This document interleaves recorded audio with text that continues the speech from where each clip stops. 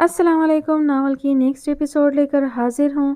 Novel کا نام ہے غم مبتلا اور اس کی مصنفہ ہیں عائشہ ریاض، اور آپ سب سننے جا رہے ہیں اس کی قسط نمبر 4۔ ایپیسوڈ کا ڈریشن جو ہے وہ تھوڑا سا کم ہونے والا ہے، کیونکہ ایک بار پھر میں جا رہی ہوں کچھ دن کے لیے آؤٹ آف سٹی، اور اس کی دوسری وجہ یہ ہے کہ جہاں میں جا رہی ہوں وہ گاؤں ہے، ویلیج ایریا ہے، اور وہاں پر نیٹ جو ہے وہ کافی مشکل سے اویلیبل ہوتا ہے۔ مطلب سم ڈیٹا چلتا ہے لیکن وہاں اس کی جو سروس ہے وہ بہت لو ہے، ویڈیو وغیرہ اپلوڈ نہیں ہوتی، پلے نہیں ہوتی تو اپلوڈ کیا ہوں گی۔ تو اگر نیٹ صحیح چلا تو میں ضرور اپلوڈ کر دوں گی ایپیسوڈ، لیکن اگر نیٹ نہیں چلا تو آپ سب کو ایک بار پھر انتظار کرنا پڑے گا۔ بڑھتے ہیں ہم اپنی ایپیسوڈ کی جانب۔ افضل اور مینے فلیٹ پر پہنچے تب تک ازرق بھی آفس سے لوٹ آیا تھا۔ اب وہ ایزی سا بلیک شلوار قمیض پہنے صوفے پر بیٹھا چینل سرچنگ کر رہا تھا۔ جب افضل اور مینے آگے پیچھے لاؤنج میں داخل ہوئے، ازرق نے دونوں کو مشترکہ سلام کیا، جبکہ افضل کے گلے ملا۔ کہاں گئے تھے آپ لوگ اور بابا لوگ کب نکلے؟ اس کے سوال کے دوسرے حصے کا جواب افضل کی طرف سے آیا۔ بابا لوگ صبح تمہارے نکلنے کے بعد ہی نکل گئے تھے، ان کی کال آئی تھی کہ پہنچ گئے تھے شام تک۔ ازرق نے سر کی جنبش سے جواب دیا۔ مینے ایک کپ چائے پلا دو۔ افضل نے مینے کی طرف دیکھا۔ اس نے ایک نظر اپنے روٹھے شوہر نامدار کو دیکھا اور پھر ازرق کو۔ آپ بھی چائے لیں گے لالا؟ پلا دو مینے نے کی اور پوچھ وہ مسکرا دیا۔ مینے نے ایک پھیکی سی مسکراہٹ کے ساتھ اس بات میں سر ہلایا اور کمرے کی طرف بڑھ گئی کہ پرس وغیرہ رکھ دے۔ ازرق کی مسکراہٹ اسے مضطرب کر گئی تھی۔ یہ سچی مسکراہٹ بس کچھ دیر کی تھی۔ پتہ نہیں لالا کیسے ریئیکٹ کرتے ہیں، پتہ نہیں لالا کے ساتھ ہی ایسا کیوں ہوا، اب کہ وہ قسمت سے شکوہ کناں تھی۔ افضل خاموش تھا، سوچوں میں غلطاں بیٹھا تھا۔ ازرق نے خلاف معمول خاموشی کا نوٹس لیا۔ لالا خیریت ہے؟ آپ پریشان ہیں؟ کہاں گئے تھے آپ؟ اب کہ الجھ کر پوچھا۔ افضل نے نظر اٹھا کر اپنے جگر کے ٹکڑے کو دیکھا تھا، وہ اسے کیسے یہ خبر دے کر اداس کر پائے گا۔ وہ سوچ ہی رہا تھا کہ کیسے مناسب ترین الفاظ میں ازرق کو آگاہ کرے۔ لالا آغا جان ٹھیک ہے نا؟ ان کی رپورٹس تو ٹھیک آئی ہیں؟ ہاں۔ اس کی پریشان آواز پر افضل چونکا۔ ہاں یار، آغا جان کی رپورٹس الحمدللہ ٹھیک ہیں۔ اس کے جواب پر ازرق نے بے ساختہ پرسکون سانس لیا۔ پھر کیا بات ہے؟ اب کہ وہ الجھا۔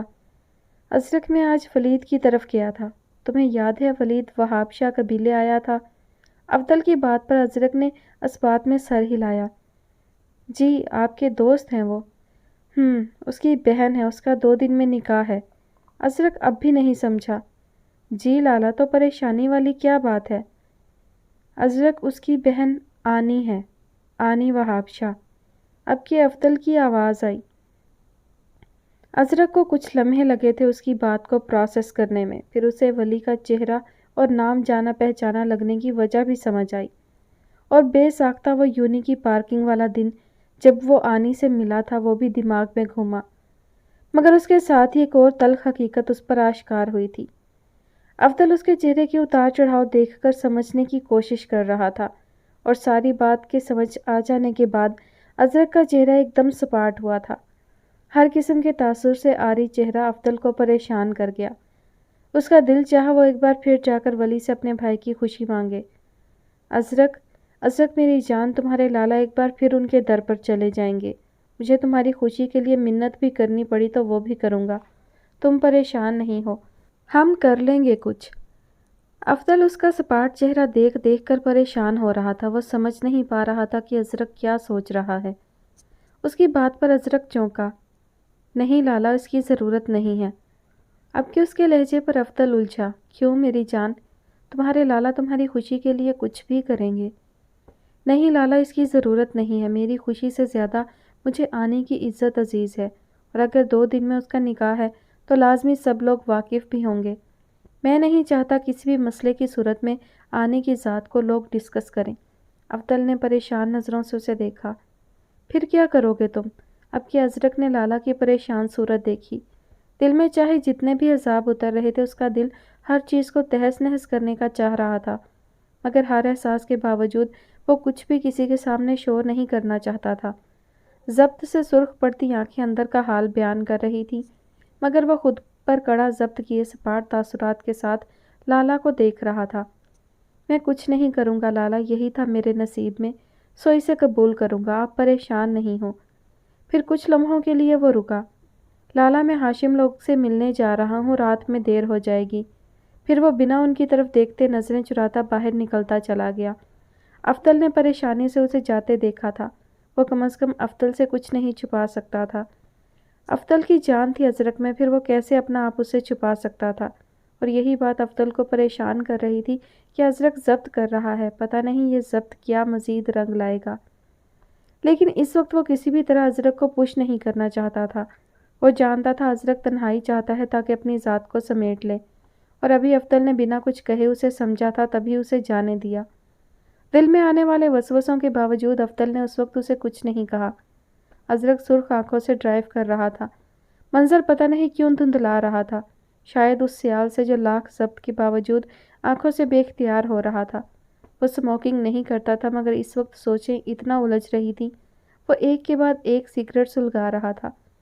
شہر کی ویران سڑکوں پر انتہائی سپیڈ سے اس کی جیپ دوڑ رہی تھی۔ رات کے 10 بج رہے تھے، سڑکیں تقریباً ویران ہو چکی تھی۔ وہ ایک ہاتھ سے آنکھوں کو رگڑتا دوبارہ سے الجھے دماغ کو شعوری کوشش سے ڈرائیونگ پر مرکوز کر رہا تھا۔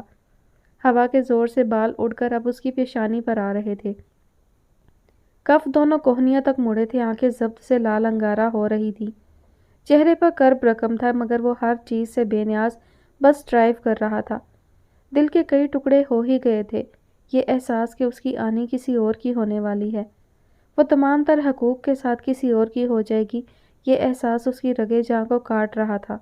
دل درد سے پھٹا جا رہا تھا۔ جب جب یہ خیال اسے آتا تھا تب تب ایکسیلیٹر پر اس کا پاؤں کچھ مزید دباؤ دیتا تھا۔ جیپ ہوا سے باتیں کر رہی تھی۔ دھندلاتی آنکھوں کے ساتھ وہ بمشکل دیکھ پا رہا تھا۔ جب ضبط کا مزید یارہ نہ رہا، بے ساختہ پاؤں پورے زور سے دبا دیا تھا۔ اب کی بار پیر بریکس پر دبا تھا، سو جیپ ایک جھٹکے سے پورا گھوم کر رکی تھی۔ اس جھٹکے نے ازرق کی بھی ساری ہستی کو ہلا دیا تھا۔ سر ایک جھٹکے سے اسٹیئرنگ وہیل پر لگا تھا، اس نے واپس اٹھانا گوارا نہ کیا۔ اب کے آنسو بے اختیار ہوئے تھے، اس نے روکنے کی کوشش بھی نہیں کی۔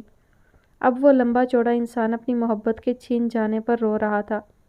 کسی بھی طرح کی آواز نکالے بنا وہ خاموشی سے اسٹیئرنگ وہیل پر سر جھکائے ہوئے تھا، اور آنسو لڑیوں کی صورت بہہ کر اس کی گود میں گر رہے تھے۔ ازرق نے فلیٹ سے جانے کی کچھ دیر بعد افضل نے ہاشم اور شجاع کو کال کی تھی، اور دونوں کی طرف سے ایک ہی جواب موصول ہونے کے بعد کہ ازرق ان کی طرف نہیں ہے، وہ ازحد پریشان ہو گیا۔ ہاشم اور شجاع کو اس کے کانٹیکٹ کرنے کا بتا کر اور مختصر حالات بتا کر افضل نے خود بھی ازرق کو کانٹیکٹ کرنے کی ہر ممکن کوشش کر لی تھی، مگر اس کا فون سوئچڈ آف جا رہا تھا۔ مینے پریشانی سے افضل کو یہاں وہاں ٹہلتا دیکھ رہی تھی۔ کچھ دیر میں ہاشم اور شجاع بھی آ گئے، مینے کمرے میں چلی گئی۔ اب وہ تینوں ہر ممکن جگہ تلاش کرنے کی غرض سے نکلے تھے۔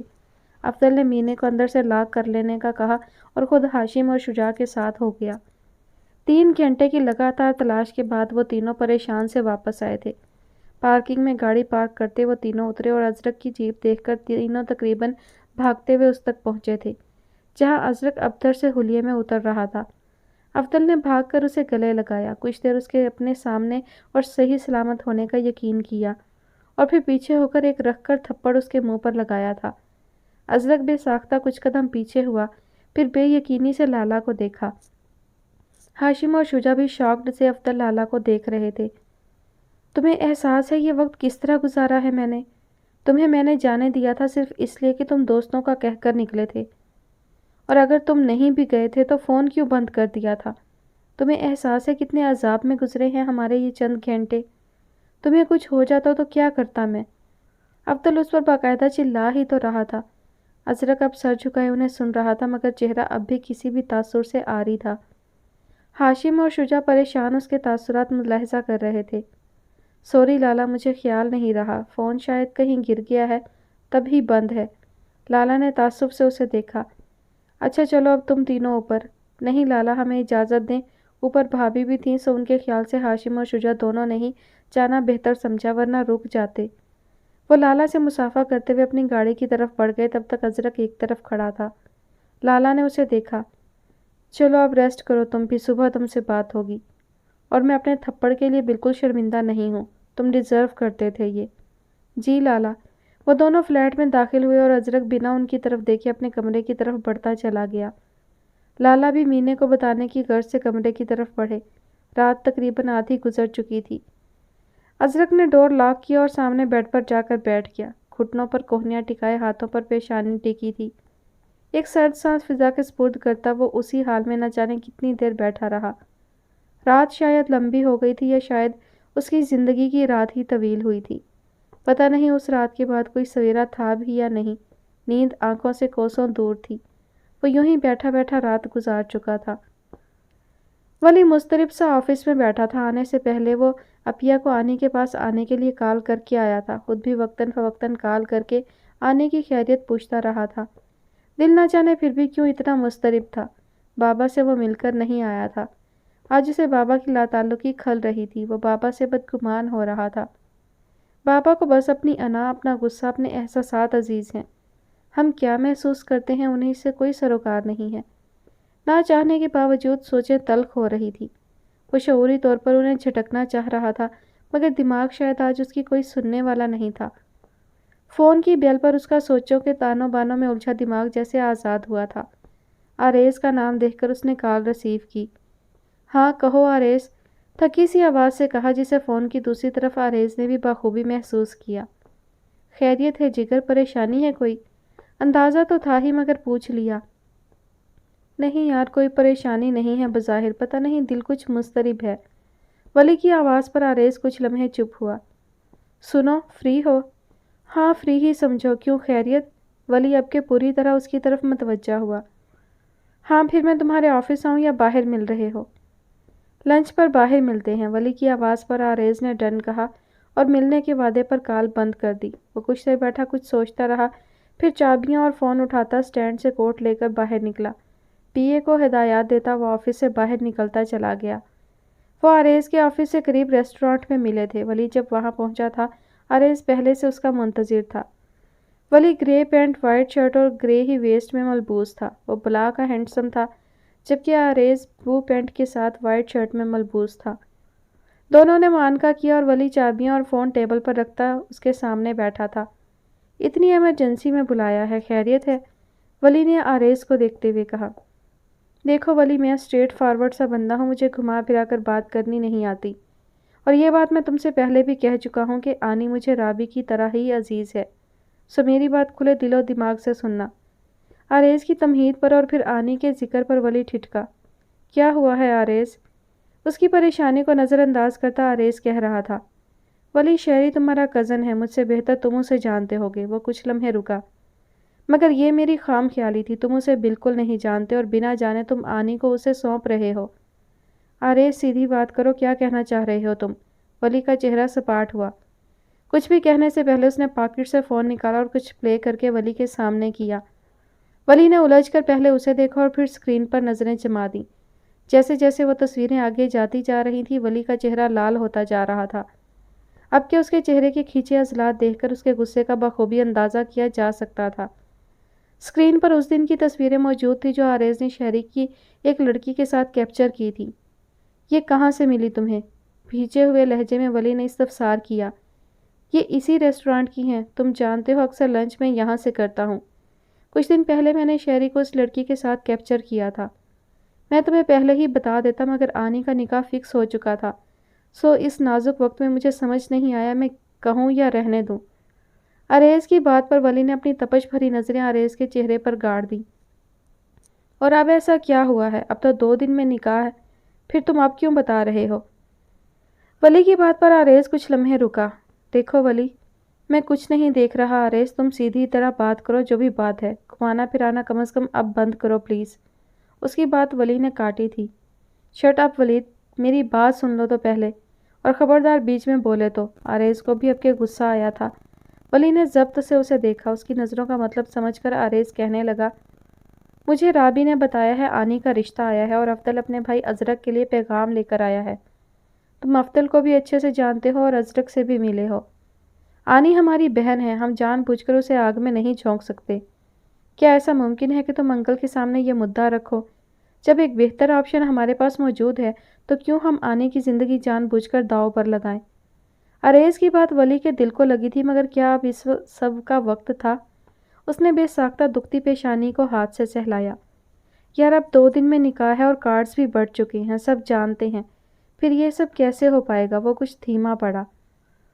और फिर चाचू हर्ट होंगे और बाबा को मनाना एक अलग ही कहानी है। वली के जवाब पर आरेज का दिल चाहा उसका सर पकड़कर दीवार से ही तो मार दे, जो अब भी पूरी तरह हालात को देख नहीं पा रहा था। ओ भाई, आने की ज़िंदगी का सवाल है, क्या उसके आगे ये सब मैटर करता है? जहाँ तक चाचू का सवाल है, उन्हें बेटे की सरगर्मियाँ पहले से पता होना चाहिए थी। आई एम सॉरी टू से। और जहाँ तक बाकी सब की बात है, लोग 2 दिन बात करते हैं और फिर भूल भुलाकर किसी और का पीछा ले लेते हैं, सो तुम उनकी तो फिक्र भी मत करो। वली ने मुंह खोला कि आरेज कह उठा, और इस सब की नौबत भी नहीं आएगी, हम अफदल से बात करेंगे। अल्लाह ने अगर चाहा तो आने का निकाह उसी दिन होगा इंशाअल्लाह, और अगर ना भी हुआ, अल्लाह कोई ना कोई सबब बना देगा। अब तुम बाकी फिक्रें छोड़ो, सबसे पहले बाबा से बात करो।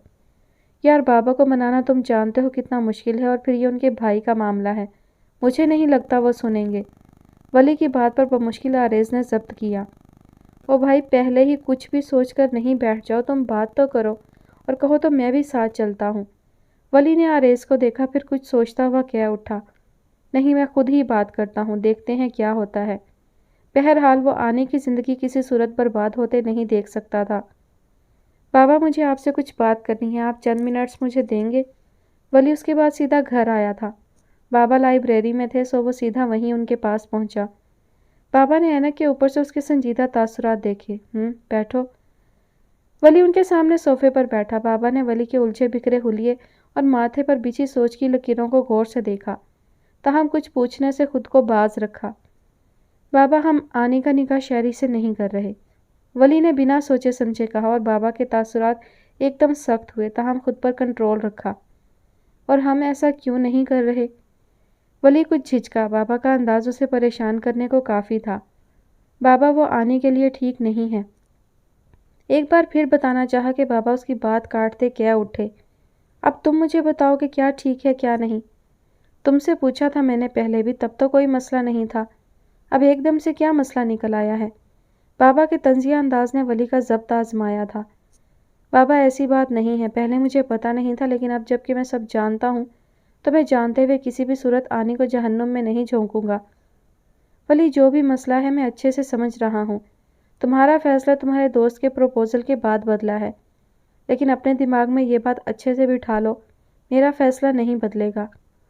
बाबा के शक भरे अंदाज पर वली ज़ब्त खो बैठा। मैं इस बारे में कुछ नहीं कहूँगा बाबा, मुझे बस इतना पता है कि आने का निकाह शहरी से नहीं हो रहा। आप चाचू को मना कर दें बस। लहजा हत्तल इम्कान बदतमीज़ी से पाक रखा, वरना तो चीख ही उठता। किसी भी सूरत बाबा का एहतराम वाजिब था, सो वह मजबूर था। हाँ, बाबा की बातें उसे खूब खौला रही थीं, लेकिन उसके जवाब ने बाबा को सीख पा कर दिया था। और तुम कौन होते हो मुझे ये बताने वाले कि मेरी बेटी का रिश्ता कहाँ होगा कहाँ नहीं? बाप तुम नहीं हो, मैं हूँ, इसलिए अपने दिमाग से सब गलत फहमियाँ दूर कर लो, और अब तुम यहाँ से जा सकते हो।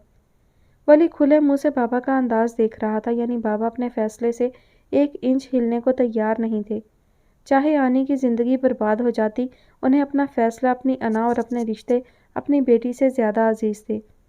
ठीक है बाबा, यूँ है तो यूँ ही सही, मैं भी देखता हूँ आप कैसे फोर्स करते हैं। होगा तो वही जो मैं चाहूँगा, सीधे तरीके से ना सही, उल्टे से सही। मगर अब ये मेरी भी ज़िद है, जिस तरह आप अपनी ज़िद पर अड़े हैं, मैं भी आप ही का बेटा हूँ। मगर ये सब उसने कहा नहीं था, उनके सामने बैठा सोच रहा था। और फिर एक फ़ैसले पर पहुंचकर वो एक झटके से उठा और दूसरी नज़र बाबा पर डाले बिना लाइब्रेरी से निकलता चला गया। वली बाबा के पास से निकलकर सीधा अपने कमरे में गया। कार की कीज़ और फ़ोन उठाता वॉलेट जेब में डाला और 1 मिनट भी मज़ीद रुके बगैर बाहर निकलता चला गया। उसे जो भी करना था अब जल्दी करना था, मज़ीद इंतज़ार इस सूरत हाल को और ज़्यादा ख़राब करता। गाड़ी रोड पर डालकर उसने सामने डैशबोर्ड पर रखा फ़ोन उठाया और आरेज का नंबर डायल किया। आरेज, मुझे 20 मिनट में मिलो। ओके, बट सब ठीक है ना? दूसरी जानिब से आवाज़ सुनाई दी। वली ने गाड़ी कुछ आहिस्ता की और फ़ोन दूसरे हाथ में मुंतकिल किया। हाँ, अभी तक तो सब ठीक है, दुआ करो आगे भी रहे। उसकी संजीदा टोन का दूसरी जानिब नोटिस लिया गया था। ठीक है, तुम कैफ़े पहुँचो, मैं भी निकलता हूँ। उसका जवाब सुनता वली कॉल ड्रॉप कर गया। हाथ में पकड़ा फ़ोन सामने डैशबोर्ड पर डाला और गाड़ी की रफ्तार को बढ़ाता وہ روڈ کی جانب متوجہ ہو گیا۔ ماتھے پر سوچ کی شکنیں واضح تھی۔ وہ دونوں کیفے میں ملے تھے۔ کیفے کے انٹیریئر میں لکڑی کا زیادہ استعمال کیا گیا تھا جو اسے کوزی سی لک دے رہا تھا۔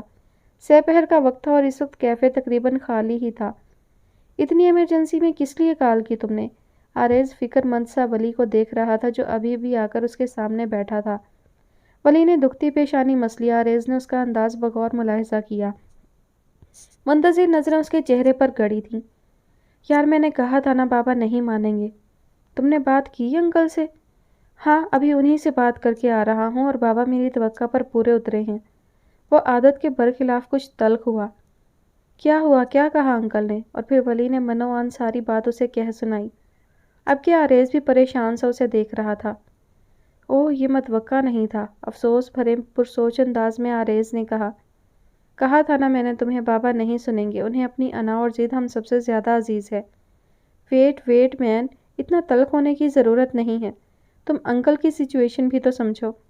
وہ اپنے بھائی کو زبان دے چکی ہیں۔ ہم ہی کیوں ہمیشہ انہیں سمجھیں آریز، وہ کیوں ایک بار نہیں سمجھ لیتے؟ ساری زندگی نہ ہمیں قریب آنے دیا نہ خود کوشش کی، پھر ایسے میں تم بتاؤ کیسے میں انہیں سمجھوں یار؟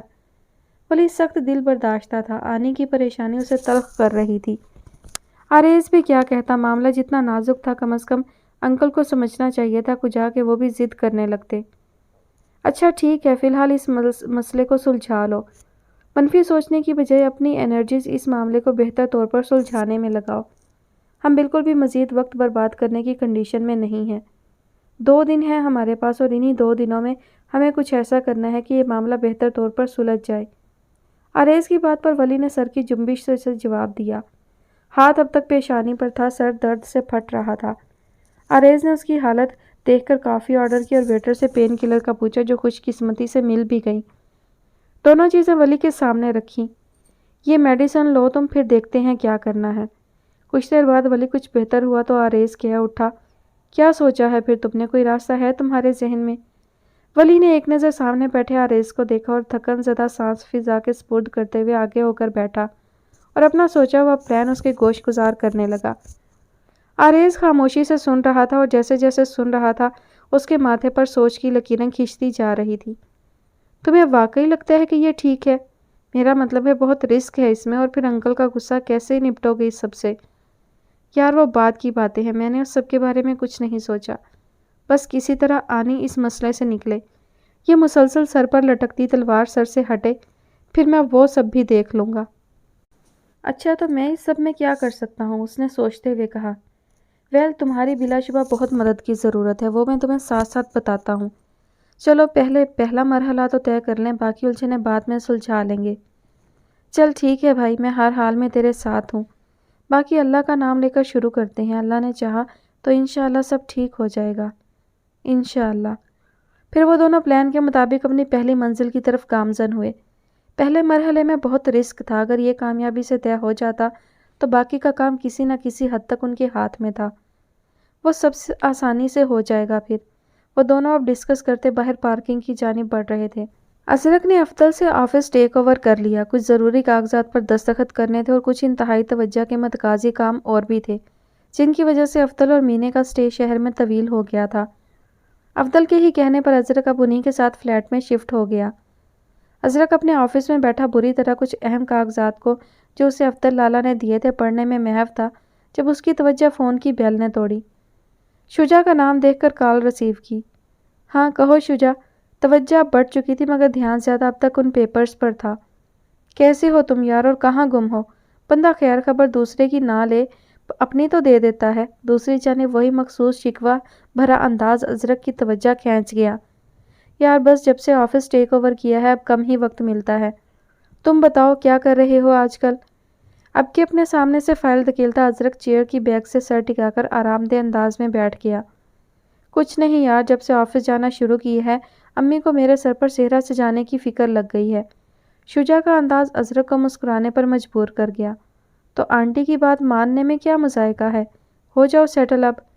او بھائی کیوں مجھے پابند کرنا چاہتے ہو ابھی سے؟ ابھی تو پڑھائی سے جان چھوٹی ہے، کچھ عرصہ تو سکھ کا سانس لینے تو۔ اس رات کے بعد دونوں کی اب بات ہو رہی تھی۔ ازرق اب تک خود کو کچھ کمپوز کر چکا تھا۔ ویسے بھی اسے اپنے جذبات اور محسوسات کا اشتہار لگانا کبھی گوارا نہیں تھا۔ نہ اس نے دوبارہ بات چھیڑی تھی اور نہ اس کا مزاج سمجھتے ہوئے کسی اور نے کچھ کہا تھا۔ جیسے سب کے بیچ ایک خاموش معاہدہ طے پا گیا تھا۔ اور یہ بات ہما بھابھی سے کہی تم نے؟ ازرق نے چھیڑا اور حسب توقع صحیح رگ پر ہاتھ پڑا تھا۔ شجاع بلبلا اٹھا۔ او بھائی، تو دوست ہے کہ دشمن؟ میں نے ابھی تجھے بتایا ہے میں جینا چاہتا ہوں اور تو ایسے مشورے دے رہا ہے کہ ایک جھٹکے میں میرا کام تمام ہو جائے۔ شادی کی صورت میں تو پھر دھیرے دھیرے میں انجام کو پہنچوں گا۔ میرا خیال ہے پھر میں شادی ہی کر لیتا ہوں، بہتر آپشن ہے، کیا کہتے ہو؟ اب کے کچھ رک کر شجاع کی پرسوچ مگر شرارت سے لبریز آواز سنائی دی۔ اس کی بے پر کی باتیں ازرق کے انابی لبوں پر کافی دن بعد مسکراہٹ کھلانے میں کامیاب ہو گئی تھی۔ بالکل بالکل بہتر فیصلہ ہے۔ بس ٹھیک ہے بھائی، دیکھ لے، تیرے کہنے پر سولی چڑھ رہا ہوں۔ شجاع تو پھر شجاع تھا، اب کہ ازرق ہنسا تھا۔ اس کی دھیمی ہنسی نے شجاع کو بھی ہنسنے پر مجبور کیا۔ سنا یہ آبان کدھر ہے؟ وہ کب آ رہا ہے شہر؟ پتہ نہیں، ابھی تو اس کا کوئی ارادہ نہیں ہے، وہ دراصل قبیلے کے معاملات میں الجھا ہوا ہے۔ اوہ صحیح، لیکن تو بھی سن لے اور اس سے بات ہو تو اسے بھی کہہ دینا۔ میری ساری شاپنگ تم تینوں کر رہے ہو۔ اپنے اپنے کام جلدی جلدی ختم کر لو، بعد میں کوئی بہانہ کم از کم میں خاطر میں نہیں لاؤں گا، سو توقع بھی مت رکھنا۔ میں تو شہر میں ہی ہوں، ہاشم بھی فری ہے، ہماری تو فکر مت کرو تم۔ ہاں لیکن آبان کا وہی بتا سکتا ہے، اسے بھی دیکھ لوں گا میں۔ فی الحال مجھے اجازت دو، اور ہاں، شام میں مل رہے ہو نا جم میں تم دونوں؟ کافی دن ہو گئے وہاں چکر لگائے ہوئے، آج چلتے ہیں پھر، کیا کہتے ہو؟ یونی کے زمانوں میں یہ چاروں دوست باقاعدگی سے جم جایا کرتے تھے، اور پھر شام کو ملنے کے وعدے پر چند مزید باتوں کے بعد دونوں نے فون رکھ دیا۔ ازرق نے فون سامنے ٹیبل پر رکھا اور ڈھیلا ڈھالا سا گلاس ونڈو سے باہر دیکھنے لگا، جہاں اس کے آفس کے 15ویں فلور سے سورج غروب ہونے کا منظر نظر آ رہا تھا۔ سورج غروب ہونے کے ساتھ ہی جیسے یادوں کی فلم ریوائنڈ پر چلنے لگتی ہے۔ نہ جانے کیوں رات جہاں ہر سو اپنی سیاہ چادر پھیلاتی ہے، وہیں ذہن کے دبے اور پوشیدہ گوشوں کا در وا کر دیتی ہے کہ گزری ایک ایک یاد خود بخود واپس آنے لگتی ہے۔ شام اپنے پر پھیلا رہی تھی، ہر طرف ملکہ سا اندھیرا پھیلنے لگا تھا۔ ہانیہ بیگم اور دلاور صاحب لان میں بیٹھے چائے سے لطف اندوز ہو رہے تھے کہ ہاشم گاڑی پورچ میں پارک کرتا ان کی طرف بڑھا۔ دونوں کو مشترکہ سلام کرتا وہ ان کے سامنے ہی چیئر گھسیٹ کر بیٹھا۔ ہاں برخوردار، کہاں ہوتے ہو آج کل؟ بس بابا، جم اور ازرق وغیرہ کے ساتھ بیزی تھا، کل سے انشاءاللہ آفس جوائن کروں گا، بابا کے پوچھنے پر ہاشم نے جواب دیا۔ اچھی بات ہے، کچھ دن اور انجوائے کر لو بیٹا، کوئی جلدی نہیں ہے۔ دلاور صاحب کے کہنے پر وہ مسکرا دیا۔ نہیں بابا، بس اب آفس جوائن کروں گا۔ ہانیہ بیگم مسکرا کر دونوں باپ بیٹے کی باتیں سن رہی تھی۔ چائے منگواؤں تمہارے لیے بیٹا، یا فریش ہونا ہے پہلے؟ نہیں ماما، سیدھا جم سے آ رہا ہوں، فریش ہو کر ہی اب چائے لوں گا۔ ہاشم بیٹا، آپ کی ماما کچھ کہہ رہی ہیں یار، میں تو پوری طرح رضامند ہوں۔ ہاشم نے بابا کی بات پر انہیں اور پھر ماما کو دیکھا۔ کیا کہہ رہی ہیں ماما؟ سوالیہ اور کچھ پرتجسس انداز میں کہا۔ آپ پڑھائی کمپلیٹ کر چکے ہو اور اب آفس بھی ٹیک اوور کرنے لگے ہو، تو ماما چاہ رہی ہیں آپ سیٹل ہو جاؤ اب۔ اوہ، ہاشم کے ہونٹ او کے انداز میں سکڑے۔ اوکے، پھر آگے سننا چاہا۔ آپ کو کوئی اعتراض نہیں ہے؟ ہانیہ بیگم کا چہرہ خوشی سے چمکا۔ آج کل کے بچے جس طرح لائف انجوائے کرنا چاہتے ہیں، فوراً سے شادی کی ذمہ داریاں نہیں اٹھانا چاہتے۔ ہانیہ بیگم بھی ایسے ہی کسی جواب کی توقع کر رہی تھی، مگر ہاشم کا انداز انہیں خوشی اور اطمینان دلا گیا تھا۔ وہ ایک ہی تو بیٹا تھا ان کا، اور کب سے وہ اس وقت کا انتظار کر رہی تھی کہ ہاشم اپنے پاؤں پر کھڑا ہو اور پھر اپنے ارمان پورے کرے۔ ہاشم نے کندھے جھٹکے۔ نہیں، جیسے آپ کی مرضی، مجھے کوئی مسئلہ نہیں ہے۔ اب کے دلاور صاحب بھی مسکرائے۔ خیریت برخوردار، دال میں کچھ کالا لگتا ہے، ہم توقع کر رہے تھے آپ ہم سے سب سے پہلے شیئر کریں گے۔ بابا کے شرارت بھرے انداز پر ہاشم کچھ کنفیوز ہوا مگر ہنس دیا۔ نہیں بابا، ایسا کچھ نہیں ہے، آپ کو پتہ ہے میں آپ سے کچھ نہیں چھپاتا۔ بابا نے محظوظ ہوتے ہوئے اس بات میں سر ہلایا۔ یعنی آپ پوری طرح ماما کی پسند پر توکل کرو گے؟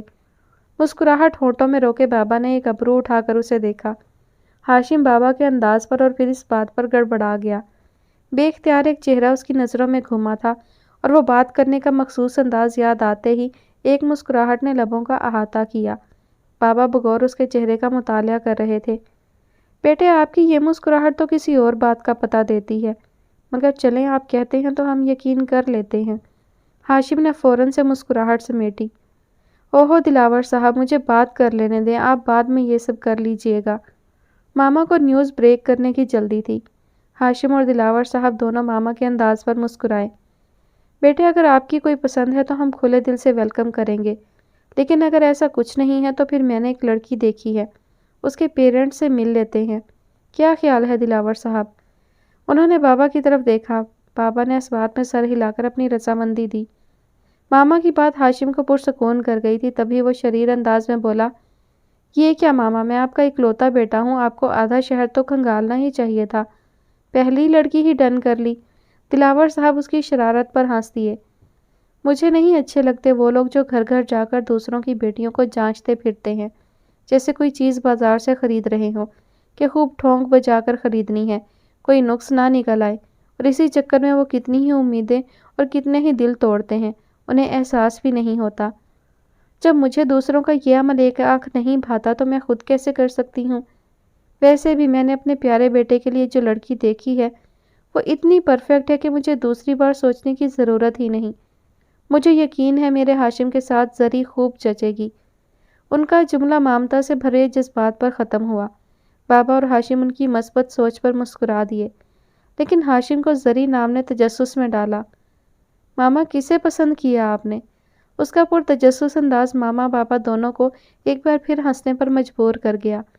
ہاشم کو ان کی ہنسی نے چھیپنے پر مجبور کر دیا۔ اپنی مسکراہٹ کنٹرول کرتی ہانیہ بیگم بتانے لگی، وہ آپ کے دوست ہیں نا ازرق، اس کی فیملی سے ہے۔ ہم جب شادی پہ گئے تھے میں نے تبھی سوچ لیا تھا، بڑی پیاری اور معصوم سی بچی ہے، دلاور آپ بھی ملیں گے تو آپ کو بھی پسند آئے گی۔ جملہ مکمل کرتی وہ شوہر کی طرف متوجہ ہوئیں۔ ان کی بات نے ہاشم کو بھی ایک پرسکون سانس خارج کرنے پر مجبور کیا، جسے سن کر بابا اور ماما دونوں اس کی طرف متوجہ ہوئے۔ پھر کیا خیال ہے، کب چلیں؟ جب آپ بھی فری ہوں تبھی چلیں گے۔ ہانیہ بیگم نے بیٹے اور شوہر دونوں کو دیکھا۔ کچھ دن میں چلتے ہیں بیگم۔ ہاشم آپ اپنے فرینڈ سے میری بات کروا دینا، جانے سے پہلے انفارم کر دیں کم از کم۔ اوکے ماما۔ اور بات ختم کرتے ہی تینوں اٹھ کر اندر کی طرف بڑھ گئے، کیونکہ باہر اب رات مکمل طور پر ہر چیز کو سیاہ چادر میں لپیٹ چکی تھی۔ آبان نے قبیلے میں ایک مکمل اور ہر سہولت سے مزین ہسپتال بنانے کا ارادہ کیا تھا۔ بابا اور آغا جان سے اجازت بھی مل چکی تھی، سو اب زمین کا تعین کر کے کام شروع کرنا تھا۔ آبان کا ارادہ تھا مزاروں کو تنگ کرنے کی بجائے اپنی زمین کو ہی اس نیک کام کے لیے استعمال کرے گا۔ اس سمن میں وہ پہلے ازرق اور افضل لالا سے بات کرنا چاہتا تھا۔ میٹرک تک گورنمنٹ سکول تھا، ایک کالج کی ضرورت بھی تھی۔ آہستہ آہستہ وہ یہ سب پلان کر رہا تھا۔ ابھی اپنے خاص ملازم دریا خان کے ساتھ وہ یہ معاملات دیکھنے ہی باہر نکلا تھا۔ سفید براق شلوار قمیض، سکن کلر کی ویسٹ اور ایک کاندھے پر شال ڈالے وہ جیپ ڈرائیو کر رہا تھا۔ مضبوط کلائی پر گھڑی بندھی تھی، گہرے بھورے بال اڑ کر فراق پیشانی پر گر رہے تھے۔ پیروں میں پشاوری چپل پہنے وہ بے انتہا وجیح لگ رہا تھا۔ اس کے ساتھ دریا خان اپنی رائفل سنبھالے بیٹھا تھا۔ اس معاملے کا کیا بنا دریا خان؟ کسی کو خبر تو نہیں ہوئی؟ قبیلے میں سب پشتوں میں ہی مخاطب ہوتے تھے، چند ایک لوگ بس اردو سمجھ پاتے تھے۔ نہیں خان، کسی کو اب تک خبر نہیں ہے، لیکن خان ہم زیادہ دیر اس بات کو دبا نہیں سکتے۔ ہم نے کچھ بھی نہ کہا، دوسری طرف سے کسی بھی پیش قدمی کی صورت میں ہم بھی جواب دینے پر مجبور ہو جائیں گے۔ دریا خان کی بات بالکل ٹھیک تھی، کچھ نہ کچھ تو کرنا ہی تھا، اور ایسا ممکن نہیں تھا کہ کسی کو خبر نہ ہوتی، لیکن اسے اندازہ تھا کہ کسی کو بھی، اور خاص طور پر افضل لالا کو، اگر اس معاملے کی کانوں کان خبر بھی ہوئی تو وہ آبان کو اس معاملے سے مکمل طور پر الگ کر دیں گے، اور وہ یہی تو نہیں چاہتا تھا۔ تبھی اب تک خاموش تھا، وہ اپنے طور پر اس مسئلے کا حل نکالنا چاہ رہا تھا۔ ان تمام رفاہی کاموں کو دیکھ کر کچھ لوگ خوش تھے اور مکمل سپورٹ کر رہے تھے، اسی طرح کچھ لوگ دشمن بھی ہو گئے تھے۔ ان کے ساتھ والے قبیلے کے سردار یہ سب برداشت نہیں کر سکتے تھے کہ مزارے پڑھ لکھ کر باشعور ہو جائیں گے اور پھر ان کے ظلم و زیادتی کے خلاف آواز اٹھانے کے قابل ہوں گے۔ وہ کسی بھی طرح اس طبقے کی بھلائی برداشت نہیں کر پا رہے تھے۔ اسی روایتی سرداروں والی سوچ نے انہیں دشمن بننے پر مجبور کر دیا تھا۔ کافی دن سے آبان کو ان کی طرف سے دھمکیاں موصول ہو رہی تھیں۔ وہ جتنا پرسکون ماحول میں کام کرنا چاہ رہا تھا اتنا ہی مشکل ہو رہا تھا۔ مگر وہ کسی کی گیدڑ بھبکیوں سے ڈرنے والا نہیں تھا۔ چلو دریا خان، دیکھتے ہیں کیا بنتا ہے۔ یہ تو بہرحال طے ہے کہ یہ تمام پروجیکٹس کسی صورت بند نہیں ہوں گے۔ تم گارڈز وغیرہ سائٹ پر بڑھا دو، مزدوروں کو کام کرنے میں کوئی مسئلہ نہیں ہونا چاہیے۔ ایک ایک لمحے کی رپورٹ مجھے چاہیے، اور ہاں، مجھے کسی بھی طرح کی شکایت نہیں ملنی چاہیے۔ تم جانتے ہو میں بے ایمان لوگوں کو برداشت نہیں کرتا۔ جی جی خان، جیسا آپ کا حکم۔ دریا خان کی بات پر آبان نے سر کو جنبش دی، اب کہ جیپ کی رفتار کچھ بڑھا دی تھی۔ وہ تینوں جم میں ملے تھے، سوئمنگ کر کے اب بیٹھے تھے۔ تینوں اب تک شارٹس میں ملبوس تھے، کندھوں پر ٹاولز ٹانگے تھے اور بال خشک کر رہے تھے۔ ہاشم نے ازرق کو مخاطب کیا، سن ازرق، ماما تیرے پیرنٹس سے ملنا چاہ رہی ہیں۔ ہاشم کی بات پر شجاع اور ازرق دونوں نے اسے سوالیہ انداز سے دیکھا۔ کیوں، خیریت؟ جواب شجاع کی طرف سے آیا۔ ہاں، خیریت ہی ہے۔ تو ٹھیک ہے نا، تم بھی چلو، میں بھی کچھ دن میں نکل رہا ہوں قبیلے کے لیے، ساتھ ہی چلیں گے، ازرق نے کہا، جس پر ہاشم نے اس بات میں سر ہلا دیا۔ تم سب پھر ساتھ غائب ہو رہے ہو؟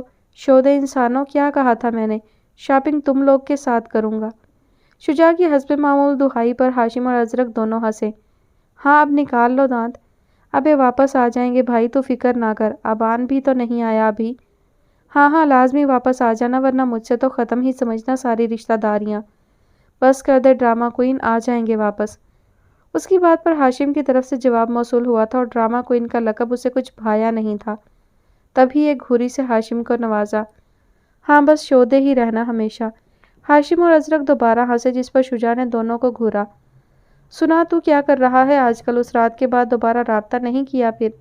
بے ساختہ شجاع پوچھ بیٹھا، اور پھر احساس ہونے پر خاموش بھی ہو گیا۔ اس کی بات نے ازرق کے ہونٹوں سے مسکراہٹ غائب کی، اور سنجیدگی نے اس کی جگہ لے لی۔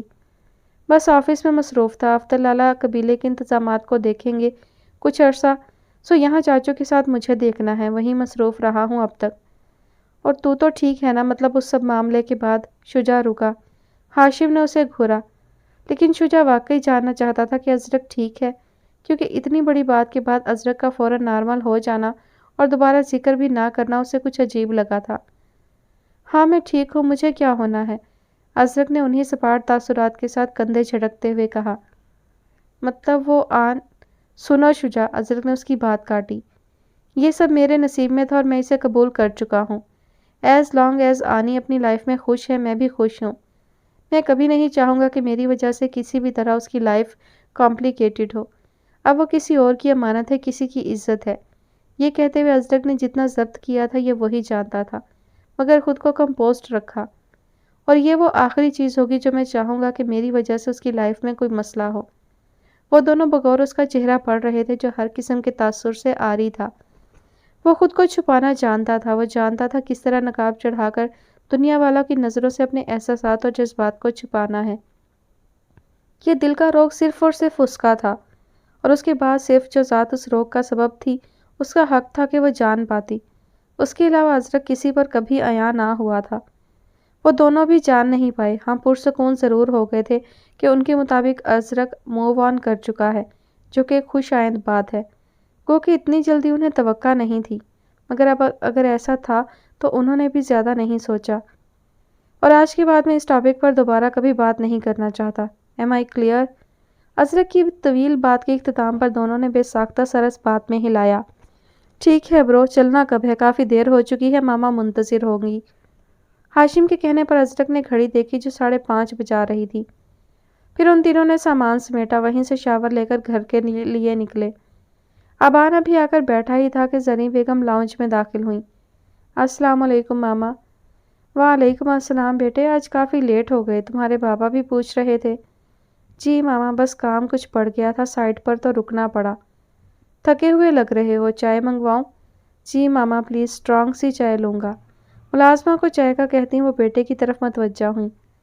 ابھی تم نے سب سنبھالنا شروع کیا ہے، آہستہ آہستہ سب ہو جائے گا، اتنا تھکنے کی کیا ضرورت ہے آبان؟ ان کا ممتا بھرا انداز آبان کو مسکرانے پر مجبور کر گیا۔ یہ سب مجھے ہی دیکھنا ہے ماما، کل بھی اور آج بھی، اور میں کام کو کل پر چھوڑنے کا قائل نہیں ہوں۔ آپ فکر مند نہیں ہو، میں بالکل بھی خود کو نہیں تھکا رہا، بس آج کچھ کام بڑھ گیا تھا۔ ٹھیک ہے بیٹے، جیسے آپ کی خوشی۔ اب کے ماما مسکرائی تھی، جس پر آبان بھی مسکرا دیا۔ تبھی اس کا فون بجا تھا۔ ازرق گھر کی طرف جا رہا تھا جب آبان کے خیال پر اس نے نمبر ڈائل کیا۔ کافی دن سے اس سے بات نہیں ہو پا رہی تھی۔ ازرق کا نام دیکھ کر ایک روشن مسکراہٹ آبان کے چہرے پر پھیلی، جسے دیکھتی ماما بھی پوچھ اٹھیں، کس کا فون ہے بیٹا؟ ماما ازرق ہے۔ اس کے ساتھ ہی وہ اٹھا۔ آپ پلیز چائے کمرے میں بھجوا دیں، ذرا ان جناب کی خبر لے لوں میں، وہ کہہ کر فریش سا کہتا اندر بڑھا۔ ماما مسکرا دیں۔ ہاں جی، کون بات کر رہا ہے؟ آبان نے مصنوعی سنجیدگی سے پوچھا۔ ازرق نے حیرت سے فون کان سے ہٹا کر اسکرین دیکھی جہاں آبان کا نام چمک رہا تھا۔ اس نے فون تو اسے ہی ملایا تھا، آواز بھی بلا شبہ اسی کی تھی، مگر اس کی بات اسے شک میں مبتلا کر گئی تھی۔ خیریت ہے آبان؟ اتنا عرصہ تو نہیں ہوا مجھے شہر آئے ہوئے، وہ الجھن میں مبتلا پوچھتا۔ آخر میں انداز کچھ تنزیہ ہوا، مگر آبان نے لہجہ اور انداز بددستور رکھا۔ سوری، کس سے بات کرنی ہے آپ کو؟ کہیں سر مار لیا ہے آبان تم نے، یا کچھ اور مشکوک حرکتیں شروع کر دی ہیں؟ اب کہ اس کے انداز پر ازرق جھنجھلایا جو اس کے لہجے سے بھی عیاں ہو گیا۔ آبان نے بمشکل امڑتی ہنسی کا گلا گھونٹا۔ ویل مسٹر ازرق، اپنے اتنا عرصہ کسی خبر کے بنا رہتے نہیں ہیں، اور پرائے لوگوں سے میں بات کرتا نہیں ہوں۔ انداز بددستور تھا۔ او، ازرق اب کے ہنسا تھا۔ اسے اب آبان کا انداز سمجھ آیا تھا اور ہنسی بھی آئی۔ تم کال کر لیتے، فون تمہارے پاس بھی تو تھا نا؟ ہاں تھا تو، مگر بے مروت لوگوں کے لیے میرے پاس وقت نہیں ہے۔ اس کی بات پر ایک بار پھر ازرق کو ہنسی آ گئی۔ اس کے ہنسنے پر اب کے آبان بھی ہنسا تھا۔ اچھا بس کرو، اب بتاؤ کیسے جا رہے ہیں معاملات؟ وہاں کوئی مسئلہ تو نہیں؟ اور ہسپتال والا پروجیکٹ کہاں تک پہنچا؟ ویل برو، معاملات سبھی ٹھیک جا رہے ہیں تقریباً، اور پروجیکٹ کی بابت یہ کہ زمین کا تعین کرنا باقی ہے، وہ تم اور لالا آ جاؤ تو ڈیسائیڈ کرتے ہیں۔ تقریباً سے کیا مراد ہے تمہاری؟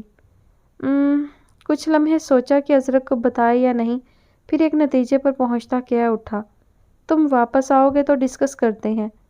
ڈونٹ وری، کوئی ایسی بڑی بات نہیں ہے۔ You sure? ازرق نے کنفرم کرنا چاہا۔ یس برو، آئی ایم ویری شیور۔ باقی زمین کا معاملہ بھی جلد سلجھاتے ہیں، افضل لالا بھی واپس آنے والے ہیں، شاید میں بھی کچھ دن میں چکر لگاؤں۔ پھر ٹھیک ہے برو، ملتے ہیں، خیال رکھنا تم اپنا۔ آبان اپنوں کے لیے اتنا ہی کیئرنگ تھا۔ ازرق نے بھی جوابی کلمات ادا کی اور کال ڈراپ کر دی۔ آریز اور ولی ان کے ڈیسائیڈڈ پلان کے اپنی اپنی گاڑیوں میں افضل کی رہائش کی جانب گامزن تھے۔ ولی کا خیال تھا افضل اس کا بہترین دوست ہے، اور جس چاہ سے اس نے یہ رشتہ مانگا تھا اسے پختہ یقین تھا کہ افضل اس نازک موقع پر اس کا ساتھ ضرور دے گا، لیکن اندر کہیں نہ کہیں پریشانی بھی تھی کہ انکار کے بعد اب دوبارہ ریکویسٹ کرنا ٹھیک ہے بھی یا نہیں۔ آخر افضل سردار تھا، پھر اس کے بھائی کے لیے رشتوں کی کمی تو نہیں تھی۔ اس نے اگر انکار کر دیا اور یوں پہلے ہی مرحلے پر ناکامی کے بعد ساری امید ہی ختم ہو جاتی۔ اب ظاہر ہے 2 دن کے وقت میں اور سوچا بھی کیا جا سکتا تھا، مگر وہ دل ہی دل میں دعا کرتے آئے تھے کہ اگر یہ معاملہ ان کی توقع کے مطابق جاتا تو پھر مسئلہ ہی سلجھ جاتا، لیکن اگر ان کی توقع کے مطابق نہ جاتا تو… وہ دونوں افضل کے فلیٹ کے دروازے پر منتظر سے کھڑے تھے۔ آنے سے پہلے وہ کال کر کے اپنے آنے کا انفارم کر چکے تھے۔ افضل نے حیرت سے انہیں دیکھا اور ویلکم کیا۔ وہ دونوں کے ساتھ اب ڈرائنگ روم میں بیٹھا منتظر نظروں سے سنجیدہ اور قدرے پریشان تاثرات دیکھ رہا تھا ان کے۔ کیا بات ہے، سب خیریت ہے نا؟ ہاں ہاں، سب خیریت ہے، جواب آریز کی طرف سے آیا تھا، مگر آگے اسے بھی سمجھ نہیں آیا بات کیا کرے، سو خاموش ہو گیا۔ اس کی خاموشی کو دیکھ کر ولی نے ہمت کی۔ تم اس دن آنی کا رشتہ لے کر گھر آئے تھے افضل؟ اوہ، تم اس لیے پریشان ہو یارا؟ تم نے اتنا کمزور سمجھا ہے ہماری دوستی کو کہ چھوٹی سی بات بھی اس میں درار ڈال دے گی؟ مجھے پوری طرح احساس ہے یہ رشتوں کے معاملے کتنے نازک ہوتے ہیں، اور ہماری بد نصیبی ہے آنی ہمارے گھر کی رونق نہیں بنی، پر وہ جہاں بھی جائے گی میری دعا اس کے ساتھ ہے یار۔ مجھے حیرت ہے تم اتنی سی بات کے لیے پریشان ہو۔ ولی پریشان سا اسے دیکھ رہا تھا۔ معاملہ یہ نہیں تھا، مگر وہ اسے کیسے بتاتا؟ وہ سوچ کر تو آیا تھا، مگر اب یوں عمل کرنا اسے ازحد مشکل لگا۔ نہیں افضل، مسئلہ یہ نہیں ہے، بات کچھ اور ہے۔ ولی کے ہنوز تاثرات پر افضل اب کے بغور متوجہ ہوا۔ کیا بات ہے، سب خیریت تو ہے؟ اس کی بات پر ولی اور آریز نے ایک دوسرے کو دیکھا۔ اب کے آریز نے ولی کی مشکل آسان کی اور افضل کو ساری بات سے آگاہ کیا۔ اوہ، افضل کا ریئیکشن، یہ تو پریشانی والی بات ہے، پھر کیا سوچا ہے تم لوگوں نے؟ اب وہ اس کے پاس آئے تھے تو کچھ سوچ کر ہی آئے ہوں گے، سو اسی سوچ پر اس نے اپنی سوچ کے گھوڑے کہیں بھی دوڑائے بنا سیدھا انہی سے پوچھا، ویل اگر تم رضامند ہو جاؤ اور اگر اب تک اپنے سوال پر قائم ہو تو میں چاہ رہا تھا آنی کے نکاح کی مقررہ تاریخ پر اس کا نکاح شہروز کی بجائے تمہارے بھائی ازرق سے ہو جائے۔ ولی کی بات افضل کو کچھ سوچنے پر مجبور کر گئی۔ کچھ لمحے سوچا، پھر انہیں دیکھا جو منتظر نظروں سے اسے ہی دیکھ رہے تھے۔ جہاں تک میرا خیال ہے آنی کا نکاح 2 دن بعد یعنی جمعے کو ہے، اور 2 دن میں یہ سب کیسے ہو سکتا ہے؟ اس کی فکر نہیں کرو، آئی نو تمہارے پیرنٹس بھی یہاں نہیں ہیں اور یہ ایک بڑا فیصلہ ہے، پر افضل یار اس وقت میں اپنی آنے کی زندگی بچانے کے لیے کچھ بھی کروں گا۔ میں ہر ممکن کوشش سے اس کی زندگی بچانا چاہتا ہوں۔ وہ بہت حساس لڑکی ہے اور اس میں میری جان ہے، میں اس کی زندگی برباد ہوتے نہیں دیکھ سکتا۔ اوکے یار، مجھے کوئی مسئلہ نہیں ہے، میں اپنی بات پر قائم ہوں، اور جہاں تک بابا جان اور فیملی کا سوال ہے میں ان سے بات کر لوں گا، اس کی فکر تم مت کرو، افضل نے پرسوچ انداز میں کہا۔ Thank you so very much یار، تم نہیں جانتے تم نے مجھ پر کتنا بڑا احسان کیا ہے۔ احسان کی کیا بات ہے خبیث انسان، دانت توڑوا لو گے تم مجھ سے؟ آنی مجھے بیٹی کی طرح عزیز ہے اور اس کی زندگی بچانے کے لیے میں ہر ممکن کوشش کروں گا۔ بہرحال تمہاری طرف سے کون کون اس پلان میں شامل ہے؟ اس کی بات ولی کو بالکل پرسکون کر گئی تھی، اسے یقین تھا اب آنی محفوظ ہاتھوں میں جا رہی ہے، اب صرف خوشیاں ہی اس کا مقدر ہیں، اور یہ خیال ہی اسے رب کے سامنے دل ہی دل میں سربسجود کر گیا۔ میری طرف سے تو شاید اپیا اور سمیر بھائی ہوں گے اور آریز کی فیملی ہوگی، کیونکہ بابا کی ضد سے تم بھی آگاہ ہو چکے ہو۔ ولی تمہارے بابا کی منشا کے خلاف اتنا بڑا فیصلہ لے رہے ہو، تم کانفیڈنٹ ہو نا؟ افضل کے پوچھنے پر ایک تلخ مسکراہٹ نے ولی کے لبوں کا احاطہ کیا۔ مجھے کم از کم اب بابا کی رضا و خوشی کی پرواہ نہیں ہے، میں بنوں گا آنی کا ولی، میں خود اپنے ہاتھوں سے اپنی بہن کو رخصت کروں گا، جو خوشی اسے اس خوشی میں شامل ہونا چاہے گا موسٹ ویلکم، ورنہ مجھے کسی کی پرواہ نہیں۔ اس کا تلخ انداز بددستور تھا، اس کی بات پر آریز اور افضل دونوں اس بات میں سر ہلا گئے۔ ویل چلو پھر میں مینے کو لے کر شاپنگ کے لیے نکلتا ہوں، کچھ انتظامات تو بہرحال اس افراتفری میں بھی کرنے ہی ہیں۔ افضل یار ازرق کو تو اعتراض نہیں ہوگا؟ کسی خیال کے تحت ولی نے پوچھا۔ اس کی بات سن کر افضل نہ جانے کیوں مسکرایا۔ ویل اس کی تم بالکل فکر مت کرو۔ کیا مطلب؟ اب کیا؟ آریز نے اس کے انداز پر الجھن بھرے انداز میں پوچھا۔ کچھ نہیں، ازرق میرا جگر ہے، وہ اپنے لالا کی کوئی بات نہیں ٹالتا، تم لوگ اس کی پرواہ مت کرو، بس انتظامات دیکھو باقی کے۔ اور پھر کچھ مزید معاملات ڈسکس کرتے وہ دونوں اپنی اپنی راہ ہو لیے تھے۔ ان کے جانے کے بعد افضل بھی اپنے کمرے کی طرف بڑھا جہاں مینے اس کی منتظر تھی۔ وہ مسکراتا ہوا کمرے میں داخل ہوا تھا، مینے نے اس کا انداز بغور ملاحظہ کیا۔ وہ کافی دن بعد افضل کو مسکراتا ہوا دیکھ رہی تھی۔ اس کی ہر ممکن کوشش کے بعد بھی اس کا موڈ نہیں بدلا تھا، کچھ ازرق کی پریشانی تھی اور کچھ وہ مینے کو بھی احساس دلانا چاہتا تھا، مگر ابھی یہ خوشی ایسی تھی کہ مسکراہٹ جیسے ہونٹوں سے چپک گئی تھی۔ وہ یوں ہی مسکراتا ہوا وارڈروب کی طرف بڑھا، اسے اپنے چہرے پر مینے کی نظریں اچھی طرح محسوس ہو رہی تھی۔ اس احساس پر اس کی مسکراہٹ کچھ اور گہری ہوئی تھی، جسے اس نے لبوں میں دبایا۔ مینے جب بھی اس کے آس پاس ہوتی تھی اس کے چہرے پر اتنے روحان سے تاثرات ہوتے تھے کہ افضل کے لیے ناراضگی برقرار رکھنا مشکل ہو جاتا تھا، مگر وہ خود پر ضبط کیے ڈٹا ہوا تھا۔ اب کی بار وہ چاہتا تھا مینے اسے منائے، وہ اس کا شوہر تھا اور اظہار اس کا حق تھا، سو کچھ دیر تو وہ صبر کر ہی سکتا تھا۔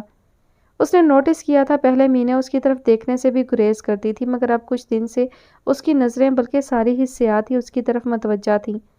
وہ اپنے ہر انداز سے اس سے محبت کا اظہار کر رہی تھی جس کا اسے خود بھی احساس نہیں تھا، اور یہ بات افضل کو سرشار کر رہی تھی۔ کیا بات ہے، آپ خوش نظر آ رہے ہیں؟ وہ روز والے تاثرات بھی غائب ہیں، خود پر ضبط نہ کر سکی اور کہہ دیا۔ اس کی بات اور انداز دونوں سے افضل ٹھٹکا، مگر کوئی تاثر چہرے پر آنے نہیں دیا۔ کپڑے نکالے اور کچھ دیر بعد اس کی طرف مڑا، وہ اس کے جواب کی منتظر تھی، پوری طرح اس کی طرف متوجہ تھی، اور اس دیر پر اس کے وہی بے چارے سے تاثرات چہرے پر تھے کہ افضل نے بمشکل ہی اپنی امٹتی ہنسی کا گلا گھونٹا۔ خوش تو میں ہوں، لیکن تمہیں کیا پرواہ؟ آواز اور لہجہ سپاٹ رکھا۔ کیا مطلب؟ مجھے کیوں پرواہ نہیں ہوگی؟ اوہو، میڈم اپنے خول سے نکل رہی ہیں۔ اس ناراضگی کی وجہ سے ہی صحیح، مگر اب وہ بے تکلف اور اپنائیت بھرے انداز میں اسے مخاطب ہونے لگی تھی۔ ویل میں کیا کہہ سکتا ہوں، یہ تو ماضی اچھے سے بتا رہا ہے۔ مینے کی آنکھوں میں موٹے موٹے آنسو جگہ بنانے لگے جنہیں دیکھتے ہی افضل سنبھلا۔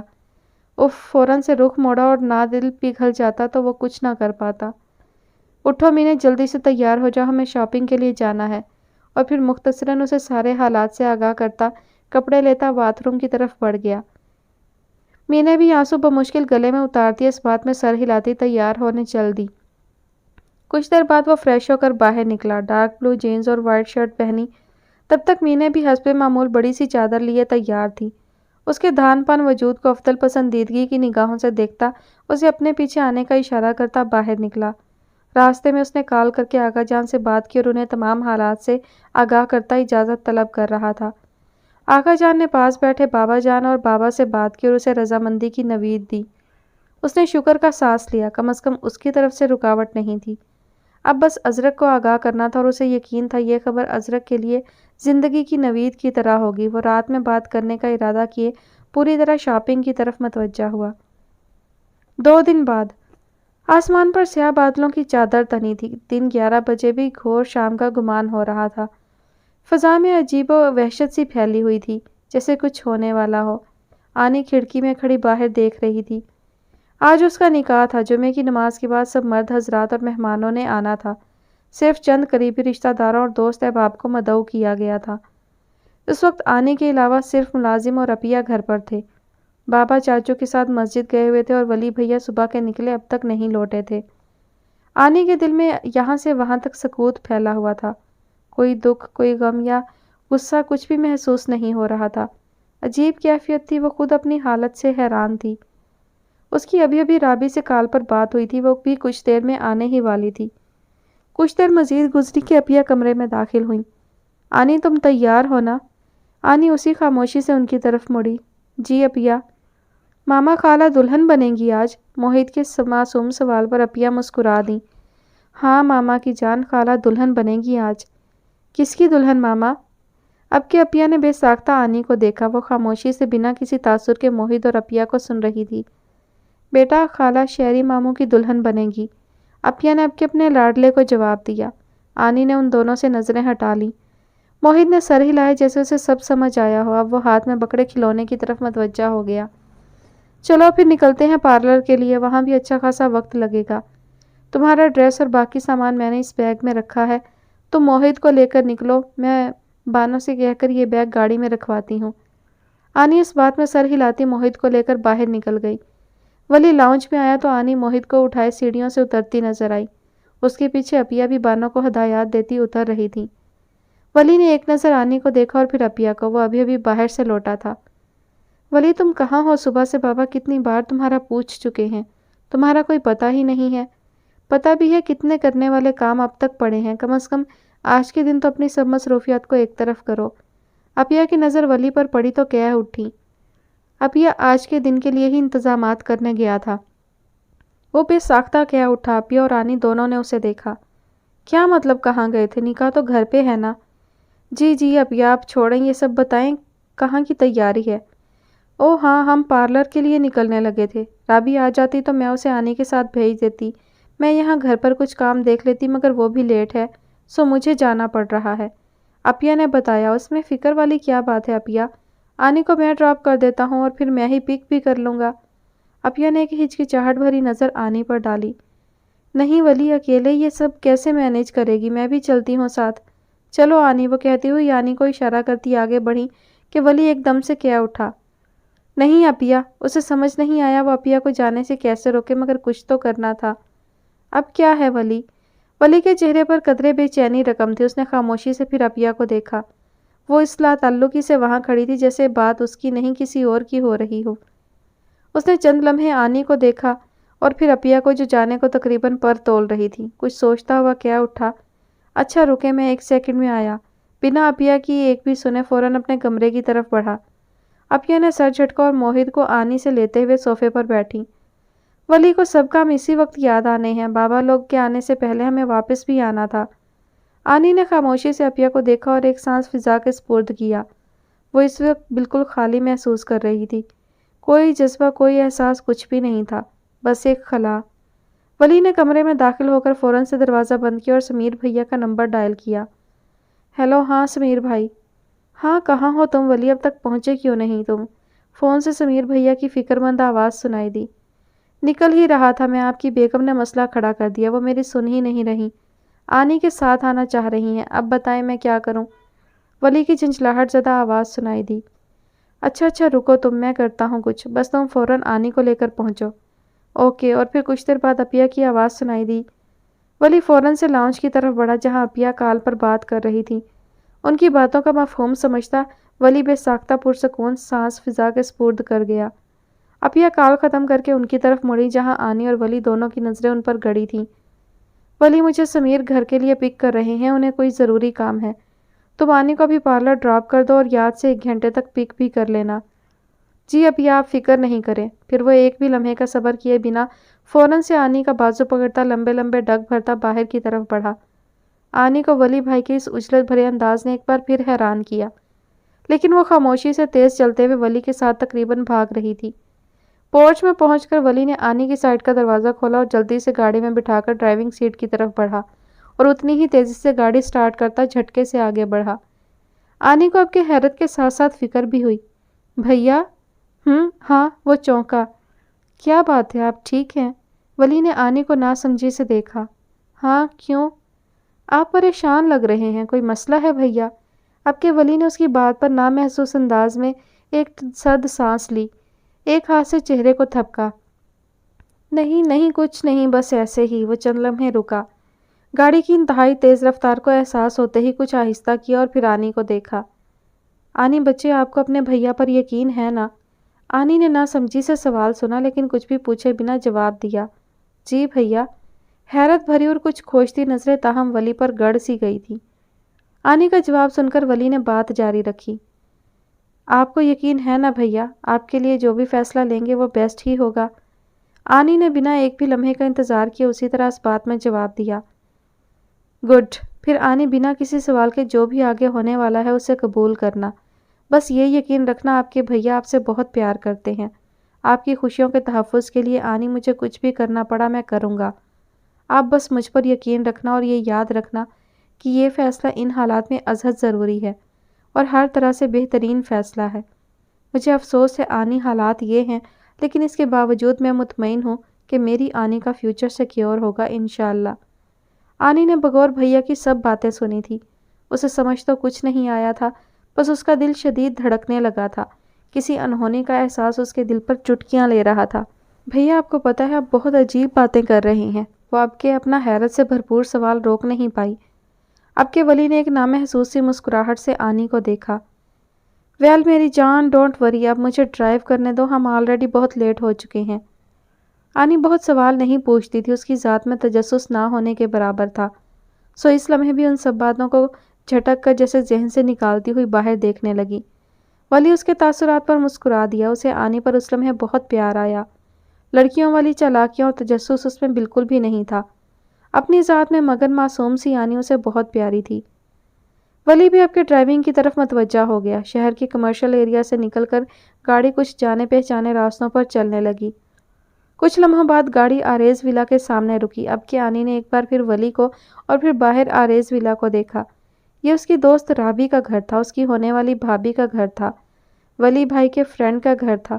یہاں موجود ہونا کوئی حیرت کی بات نہیں تھی، مگر اس لمحے ان کی وہاں موجودگی آنی کو ضرور ایک بار پھر حیرت میں مبتلا کر گئی۔ چند لمحوں بعد مین گیٹ کھلا اور گاڑی پورچ کے پتھریلے فرش پر چلتی ہوئی کچھ آگے جا کر رک گئی، جہاں چند اور گاڑیاں بھی کھڑی تھیں۔ اترو آنی، ولی کہتا ہوا اپنی طرف کا دروازہ کھولتا ہوا اترا۔ آنی حیرت سے بھرپور تاثرات چہرے پر لیے اتری تھی اور ولی کے پیچھے بڑھی۔ لان عبور کرتے ہوئے دونوں گھر کی مین انٹرنس کی طرف بڑھے۔ گلاس ڈور دھکیلتا ولی پہلے آنی کو اندر جانے کا راستہ دیتا خود بھی بڑھا۔ ایک آواز پر دونوں نے سر اٹھا کر سامنے دیکھا۔ شکر ہے ولی، آج ہی کی تاریخ میں ہی پہنچ گئے تم۔ آنی نے جھٹکے سے سر اٹھا کر سمیر بھیا کو دیکھا۔ ولی بھیا؟ آنی نے چہرہ ولی کی طرف موڑا۔ بھیا ہم یہاں کیوں آئے ہیں اور سمیر بھیا یہاں کیا کر رہے ہیں؟ اس نے سمیر بھیا کو تقریباً نظر انداز کر کے ولی سے پوچھا۔ اس کے سوال کا جواب ولی دینے ہی والا تھا کہ رابی کی ماما جو ابھی ابھی یہاں آئی تھی انہیں دیکھ کر رک گیا۔ السلام علیکم آنٹی۔ وعلیکم السلام بیٹا، ولی کو جواب دیتی آنی کی طرف مڑی، اسے ساتھ لگا کر پیشانی چومی۔ پھر حال احوال کے بعد خدیجہ خاتون نے کہا، चलो बच्चों, तुम लोग लाउंज में जाओ और आनी आप मेरे साथ चलो। वली के तफक्कुराना तासुरात देखकर आंटी ने कहा, वली बेटा आप बिल्कुल फिक्र नहीं करें, आनी राबी की ही तरह मेरी बेटी है, मैं सब देख लूँगी।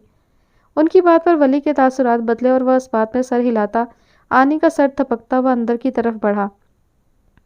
2 दिन पहले अजरक ऑफिस में शुजा और हाशिम के साथ बैठा था जब उसे लाला की कॉल रिसीव हुई। हाँ अजरक, कहाँ हो, जल्दी से घर पहुँचो। लाला का उजलत भरा अंदाज उसको ठिठका गया। क्यों लाला, खैरियत, सब ठीक तो है ना? हाँ सब ठीक है यार, बस तुम जल्दी से घर पहुँचो फिर बताता हूँ। मीने तो ठीक है ना लाला? सब ठीक है अजरक, मेरी बात समझ में नहीं आ रही तुम्हें? मैं कह रहा हूँ ना, घर पहुँचो तो बताता हूँ। अफजल की गुस्से से लबरेज आवाज़ उसे चुप करवा गई और फिर कॉल ड्रॉप करके वो हाशिम और शुजा को मुख्तसर बताता अपार्टमेंट के लिए निकला। अपार्टमेंट पहुंचकर अपने पास मौजूद स्पेयर की से दरवाज़ा खोला और अंदर बढ़ा। सामने लाउंज में ही बहुत सारा सामान बिखरा पड़ा था और हैरत की बात यह कि सारा शादी का टिपिकल सामान था। कामदार जोड़ा, मेहंदी, चूड़ियाँ और मज़ीद ऐसा ही सामान। एक बार फिर हैरत से यहाँ वहाँ खाली लाउंज को देखा। लाला, मीने, उसकी आवाज़ के चंद लम्हों बाद लाला कमरे से निकालते दिखाई दिए। लाला ये सब क्या है? बैठ जाओ अजरक, बताता हूँ सब। फैल अजरक, मैंने तुम्हारी शादी का फ़ैसला किया है। अजरक को तो झटका ही लगा। वो कुछ कहने लगा कि अफजल ने रोक दिया। पहले मेरी बात सुन लो। परसों यानी बरोज़ जुमा तुम्हारा निकाह है। तासुरात हत्तल इम्कान संजीदा और कदरे सख्त रखे। लाला कैसा मजाक है ये? अजरक के चेहरे के अज़लात खींचे जैसे वो गुस्सा जब्त कर रहा हो। ये अगर मजाक था तो उसे बिल्कुल पसंद नहीं आया था। उसकी मर्जी के बिना, बल्कि मर्जी तो एक तरफ, उससे पूछे बिना उसकी ज़िंदगी का इतना बड़ा फ़ैसला कोई किस तरह ले सकता है? इसकी इजाज़त तो वो किसी को नहीं देगा और आने के बाद किसी ऐसे फ़ैसले की गुंजाइश रहती भी नहीं थी। उसके तासुरात ने लाला को महजूज किया। आंखों में शरारत चमक रही थी। कब से अफजल ने कहकहा जब्त किया हुआ था, अब कि उसके तासुरात पर वो कहकहा लगा उठा। अजरक के तासुरात अब भी नहीं बदले थे। हाँ, कदरे नरम हो गए थे, मगर वो उसी हैरत में मुब्तला लाला को देख रहा था। लाला, आप मुझे बताएंगे कि क्या हो रहा है और ये सब क्या है? चंद लम्हे लगे थे अफजल को खुद को कंट्रोल करने में और फिर चंद लम्हों बाद वो संजीदगी से अजरक को तमाम हालात से आगाह कर रहा था। अफजल ने बात ख़त्म की और खामोशी से कारपेट को घूरते अजरक को देखा। अजरक के जज्बात और एहसासात इस वक्त कुछ नामालूम से, कुछ अनजान से थे। उसे समझ नहीं आया वो कुदरत के इस फैसले पर खुश हो कि बिलाखिर खुदा को उस पर रहम आ गया था, या किस्मत की सितम ज़रीफ़ी पर गुस्सा हो जो उसने आनी के साथ किया था। कुछ लम्हे वो यूं ही बैठा रहा कि अफजल की आवाज़ सुनाई दी। अजरक। जी लाला। उसने सर उठाकर अब के लाला को देखा। कुछ नहीं सोचो इस वक्त, हाशिम और शुजा को लेकर शॉपिंग के लिए निकलो। आबान को भी इन्फॉर्म कर दो, पापा वगैरह से मेरी बात हो गई है। अभी यहाँ बस निकाह ही करेंगे कि इन हालात में और कोई चारा नहीं है। हम मज़ीद रुक नहीं सकते। बाकी सब रस्में वहाँ कबीले में होंगी। अजरक खामोशी से सुन रहा था। तुम्हें कोई एतराज़ तो नहीं है? अजरक की कसाफत भरी सांस फिजा के स्पुर्द करता लाला की तरफ मुड़ा। नहीं लाला, मैं निकलता हूँ, फिर रात में मुलाकात होगी। और फिर वो बाहर निकलता चला गया। उसकी सोचें इस वक्त गुंजलक बनी हुई थीं। इसमें कोई शक नहीं था कि आनी का हसूल उसके लिए हयात की तरह था। उसका दिल इन चंद दिनों में जितना बेचैन हुआ था उसकी दूरी और फिर पराया हो जाने के एहसास से जितना ज़ख्मी हुआ था, अब वो सब ज़ख्म इस एक एहसास पर कि आनी उसकी होने वाली है, उसकी ज़िंदगी में आने वाली है, भरने लगे थे। मगर ये बात उसका ज़ब्त आजमा रही थी कि आनी के साथ बुरा होने वाला था। हुआ नहीं था, मगर ये एहसास ही कि आनी किसी भी तरह दुखी होती उसे आग में जलाने को काफ़ी था। उसे शदीद गुस्सा था शहरोज़ पर जो उसकी ज़िंदगी बर्बाद करने का सबब बनता, और फिर आनी की फैमिली पर भी जो किसी तरह आनी के लिए बिना जांचे ऐसा फ़ैसला ले सकते हैं। लेकिन इन सब ख्यालों पर एक एहसास हावी हो गया कि आनी अब वाकई उसकी होने वाली है और उसे उसकी ज़िंदगी में आने से अब कोई नहीं रोक सकता। इस एहसास ने उसके अंदर जैसे हयात फूंकी थी। मुकम्मल होने के एहसास से सरशारी, सुकून, इत्मीनान, खुशी उसके अंदर यहाँ से वहाँ तक फैलते चले गई। जुमे का दिन वो हमेशा की तरह स्याह शलवार कमीज़ में मलबूस ब्राउन चादर लिए खड़ा था। ब्राउन बाल सर पर सलीके से जमे थे। मजबूत जिसामत और ऊंचा लंबा कद शलवार कमीज़ में खूब ही जचता था। लाइट ब्राउन कांच सी आंखें आज खूब रोशन थीं। एक मुस्कुराहट थी जिसने उसके चेहरे का हमा वक्त अहाता किया हुआ था, जो उसकी अंदरूनी खुशी की गमास थी। चेहरे पर सुनहरी रुआं उसकी वजाहत को कुछ और निखारता था।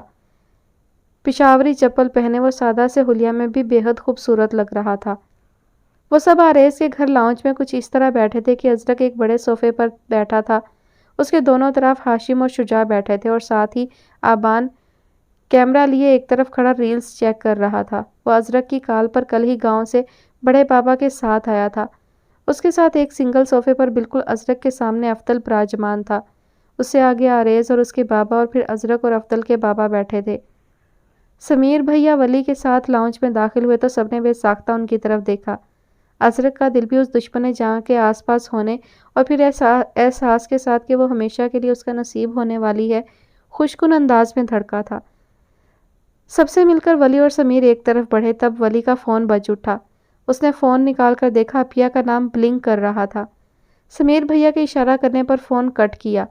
کچھ دیر ہی گزری کہ ایک بار پھر فون بج اٹھا، اس بار بابا کالنگ لکھا آ رہا تھا۔ ولی نے کچھ نروس ہو کر سمیر بھیا کو دیکھا، مگر پھر ان کی حوصلہ دلانے والی نظروں کا اشارہ پا کر فون پک کیا اور ایک طرف بڑھ گیا۔ کہاں ہو تم ولی؟ جلدی گھر پہنچو، بابا کی فکر مند سی آواز سنائی دی۔ کیوں بابا؟ خیریت میں آنی کو پارلر لے کر آیا تھا، نہ چاہتے ہوئے بھی جھوٹ کہنا پڑا۔ یہ سب چھوڑو ولی، جلدی سے آنی کو بھی واپس لے کر آؤ، اس سب کا وقت نہیں ہے، شہروز کا ایکسیڈنٹ ہو گیا، تم جلدی سے پہنچو۔ اوہ، ولی کا ریئیکشن! اگر خود غرضی سے سوچا جاتا تو آنی کا نکاح اور پھر بابا کا پاسبل ریئیکشن وہ کچھ عرصے کے لیے ڈیلے ہو گیا تھا۔ خیر، اس نے تمام سوچوں کو ذہن سے جھٹکا۔ کیسا ہے بابا؟ وہ ٹھیک تو ہے؟ ہاں، بس انجریز آئی ہیں کافی، مگر اب سٹیبل ہے۔ تم آنی کو گھر چھوڑ کر ہاسپٹل آ جاؤ اور پھر ہسپتال کا پتہ وغیرہ لے کر ولی نے کال بند کر دی۔ ایک کساوت بھری سانس فضا کے سپرد کی اور سمیر بھیا کی طرف بڑھا جو پریشانی سے اسے ہی دیکھ رہے تھے۔ اس کے پاس آتے ہی ابرو کے اشارے سے پوچھا۔ ولی نے انہیں اور افضل کو صورتحال سے آگاہ کیا۔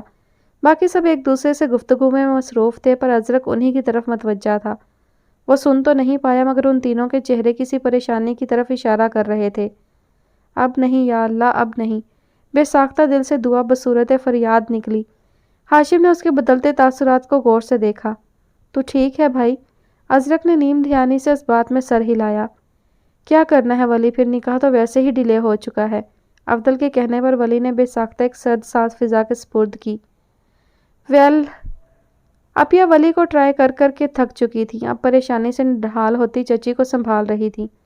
سمیر کا بھی صبح سے کچھ پتہ نہیں تھا، وہ لینے آنے کا کہہ کر تب سے فون بند کیے ہوئے تھے۔ ان کی الگ فکر اسے کھائے جا رہی تھی۔ موہت گھر پہ ملازمہ کے پاس تھا، اس کی الگ پریشانی۔ چچی اللہ کا شکر کریں کوئی بڑا نقصان نہیں ہوا، اس کی جان صحیح سلامت ہے، اللہ شفا دے گا، باقی چھوٹے موٹے زخم تو انشاءاللہ ٹھیک ہو جائیں گے۔ ہاں مجھے پتہ ہے انیسہ بیٹے، پر پتہ نہیں میرے بچے کو کس کی نظر لگ گئی، آج خوشی کے موقع پر ہسپتال میں آ پڑا ہے۔ یہ کہتے ہی چچی ایک بار پھر سے رونے لگی تھی۔ اب کہ انیسہ بھی لاچاری سے انہیں دیکھ رہی تھی، اتنے میں بابا اور چاچو سامنے سے آتے نظر آئے۔ وہ ڈاکٹر سے ملنے گئے تھے۔ بس کر دیں بیگم، ڈاکٹر نے کہا ہے شہری اب الحمدللہ سٹیبل ہے، آپ رونا بند کریں، بچی کو پریشان کر دیا ہے۔ ارے نہیں چاچو، میں پریشان نہیں ہوئی، بس اللہ کا کرم ہے، شہری کی طبیعت سنبھل گئی ہے۔ بیٹے، بابا ولی اور سمیر کا رابطہ ہوا آپ سے؟ اپیا نے بابا کو دیکھا جو نہ جانے کس سوچ میں غلطاں پریشان سے کھڑے تھے۔ ہاں بیٹے، بس آتا ہے وہ بھی واپس، سمیر بھی اس کے ساتھ ہے، آنی کو گھر چھوڑتے ہوئے آئیں گے۔ جی بابا، وہ دونوں آئیں تو آپ چچی کو لے کر گھر چلے جانا، موہت بھی رو رہا ہوگا۔ جی بابا۔ آنی پریشان سی آنٹی کے ساتھ اندر بڑھی تھی، اس کی سمجھ سے یہ سب بالکل بالا تر تھا۔ کمرے میں رابی اور اس کے ساتھ چادر میں لپٹا ایک جانا پہچانا سا اور وجود بھی تھا۔ رابی نے آگے بڑھ کر آنی کو گلے سے لگایا۔ رابی، یہ سب کچھ نہیں پوچھو ابھی آنی، بس جیسے جیسے جو ہو رہا ہے ہونے دو، ابھی یہی بہتر ہے، تمہارے سب سوالوں کے جواب بعد میں خود بخود مل جائیں گے۔ ہو کیا رہا ہے رابی؟ کچھ پتہ تو چلے، میرا ہارٹ فیل کرواؤ گے تم سب۔ آنی کے خفگی بھرے تاثرات رابی کو ہنسنے پر مجبور کر گئے۔ نہیں میری جان، آپ کا ہارٹ فیل نہیں ہوگا، کم از کم آج تو ہم ایسا نہیں ہونے دیں گے۔ ہاں مگر اس تقریب کے بعد خوشی سے دل دغا دے گیا تو وہ الگ بات ہے۔ رابی کے شریر انداز کو آنی نے حیرت سے دیکھا۔ کیسی تقریب اور کیا اول فول بول رہی ہو تم؟ مجھے لگ رہا ہے میں ہی شاید خواب دیکھ رہی ہوں، پہلے ولی بھیا عجیب و غریب حرکتیں کر رہے تھے اور اب تم۔ رابی، خدا کا واسطہ ہے، پاگل ہو جاؤں گی میں، تمہیں بتا دو کیا معاملہ ہے۔ ویل میری جان ضرور بتا دوں گی، پہلے ان سے ملو، یہ ہیں مسز افضل خان آفریدی، یعنی ہماری پیاری سی مینے بھابھی۔ اب کہ اس نے آنی کا ہاتھ پکڑ کر بیڈ کی ایک طرف رکھے صوفے کی طرف موڑا۔ آنی نے جھٹکے سے سر اٹھا کر مینے کو دیکھا تھا۔ اس کے تاثرات نے مینے کو بھی ہنسا دیا۔ 2 دن میں دوسرا ملاقات ہے ہمارا۔ اچھا شگون ہے، کیا کہتا ہے تم دیورانی صاحبہ؟ مینے اور مینے کے گھر کے باقی افراد قبیلے میں ہی رہنے کی وجہ سے ٹھیک سے اردو نہیں بول سکتے تھے، سوائے افضل، ازرق اور آبان کے، کہ ان تینوں کی سکولنگ، کالج اور پھر ہائر سٹڈیز شہر سے ہوئی تھی، مگر ان کے بولنے میں بھی پشتو لہجے کی نامحسوس جھلک آتی۔ مینے کی بات پر رابی ایک بار پھر ہنسی تھی۔ آنی شاکڈ سی مینے کو دیکھ رہی تھی۔ اس کے الفاظ نے تو جیسے اسے منجمد کر دیا تھا۔ مینے نے ہی آگے بڑھ کر اسے گلے سے لگایا۔ اب باقی باتیں چھوڑو، جلدی سے یہ کپڑا پہنو، اب تم کو اپنے ازرق لالا کی دلہن بنائے گا، جلدی جلدی پہن کر آؤ تم، چلو۔ اور کہنے کے ساتھ ہی سامنے بستر پر رکھا لباس اس کے ہاتھ میں دیا اور باتھ روم کی طرف دھکیلا۔ وہ یوں ہی شوق میں مبتلا اندر بڑھی۔ وہ چینج کر کے باہر نکلی تو کسی حد تک خود کو کنٹرول کر چکی تھی۔ اب دل پر کافی سارے جذبات کا غلبہ تھا، خوشی، بے یقینی، حیرانی، ڈر، وسوسے، اور اس کے علاوہ اس کے آنسو بھی بے اختیار ہونے کو تیار تھے، مگر وہ خود پر کنٹرول کیے ڈریسنگ کے سامنے بیٹھی۔ مینے نے جلدی سے نازک سا نیکلس اس کے گلے کی زینت بنایا، کانوں میں بندے ڈالے، کلائیوں کو چوڑیوں سے سجایا، اور پھر رابی نے جلدی سے نیچرل لپ گلاس لگا کر اس کا دوپٹہ سیٹ کیا۔ آف وائٹ کلر کے نازک اور انتہائی نفیس کامدار فراک اور چوڑی دار پجامے کے ساتھ سرخ دوپٹہ جس کے بارڈر پر موتیوں سے نفیس کام کیا گیا تھا، وہ بے حد پیاری لگ رہی تھی۔ حسن اور معصومیت کا یہ امتزاج اس کے روپ کو دو آتشہ کر گیا تھا۔ گلابی گال اور کچھ شرم سے گلال سمیٹے اس کا گلابی چہرہ دوپٹے کے حالے میں اسے کوئی اپسرا ہی دکھا رہا تھا۔ اتنی سی تیاری سے وہ دہکنے لگی تھی۔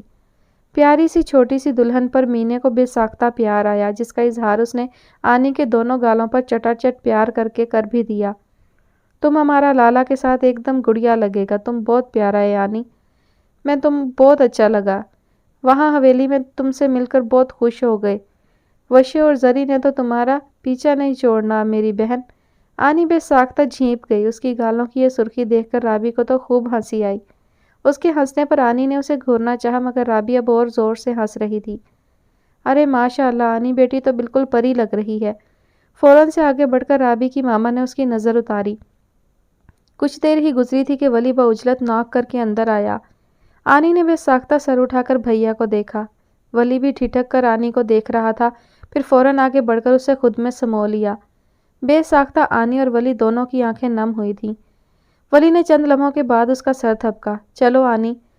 سب گاڑیوں میں سوار ہو کر فیصل مسجد کے لیے نکلے تھے۔ یہ فرمائش ازرق کی تھی کہ نکاح مسجد میں ہوگا، سو سب کو ماننا پڑی۔ سمیر بھیا کی گاڑی میں رابی کے بابا اور افضل کے بابا جان تھے۔ شجاع ازرق کی گاڑی ڈرائیو کر رہا تھا، اس کے ساتھ ازرق، ہاشم اور آبان تھے، جبکہ مینے اور افضل اپنی گاڑی میں تھے۔ آریز کے ساتھ شمائلہ بھابی اور اس کی ماما نے سفر کرنا تھا۔ آنی اور رابی ولی کے ذمے تھی، سو یہ سارا قافلہ اب فیصل مسجد کی طرف رواں دواں تھا۔ وہاں جا کر عورتوں کے لیے مسجد کے اندر، جبکہ مرد حضرات کے لیے صحن میں انتظام کیا گیا تھا۔ مولوی صاحب کے آنے پر نکاح شروع کیا گیا۔ ازرق خان آفریدی ولد زمان خان آفریدی آپ کو آنی بنت وہاب شاہ کے ساتھ باعوض شرعی حق مہر سکہ رائج الوقت کے یہ نکاح قبول ہے؟ اور ازرق نے مائک میں جواب دیا تھا کہ اندر بیٹھی خواتین بھی سن پا رہی تھی۔ میں ازرق خان آفریدی ولد زمان خان آفریدی بنت آنی بنت وہاب شاہ کے ساتھ نکاح قبول کرتا ہوں۔ 3 بار مولوی صاحب کے کہنے پر 3 ہی بار ازرق نے مائک میں یہ الفاظ ادا کیے تھے۔ ہر بار یہ الفاظ ادا کرنے پر اس کا دل اللہ کے سامنے شکرانے کے طور پر سربسجود ہوا تھا۔ خوشی کی ایک لہر تھی جو اس کے اندر یہاں سے وہاں تک پھیلتی چلی گئی تھی۔ مکمل ہونے کا جاں افزا احساس اسے بے طرح سرشار کر گیا تھا۔ سرخ و سفید چہرہ اس وقت سرخ ہوتا اس کے اندر کے جذبات عیاں کر رہا تھا۔ ایسا احساس جیسے دنیا فتح کر لی ہو، جیسے سب پا لیا ہو کہ اب کسی چیز کی تشنگی، کوئی ادھوری خواہش باقی نہیں بچی تھی۔ یہ احساس ہی اتنا جاں افزا تھا کہ وہ چاہ کر بھی الفاظ میں بیان نہیں کر پاتا۔ نکاح ہو جانے پر مبارک سلامت کا شور اٹھا تھا۔ ولی نم آنکھوں کے ساتھ کتنی دیر ازرق کے گلے لگا رہا تھا۔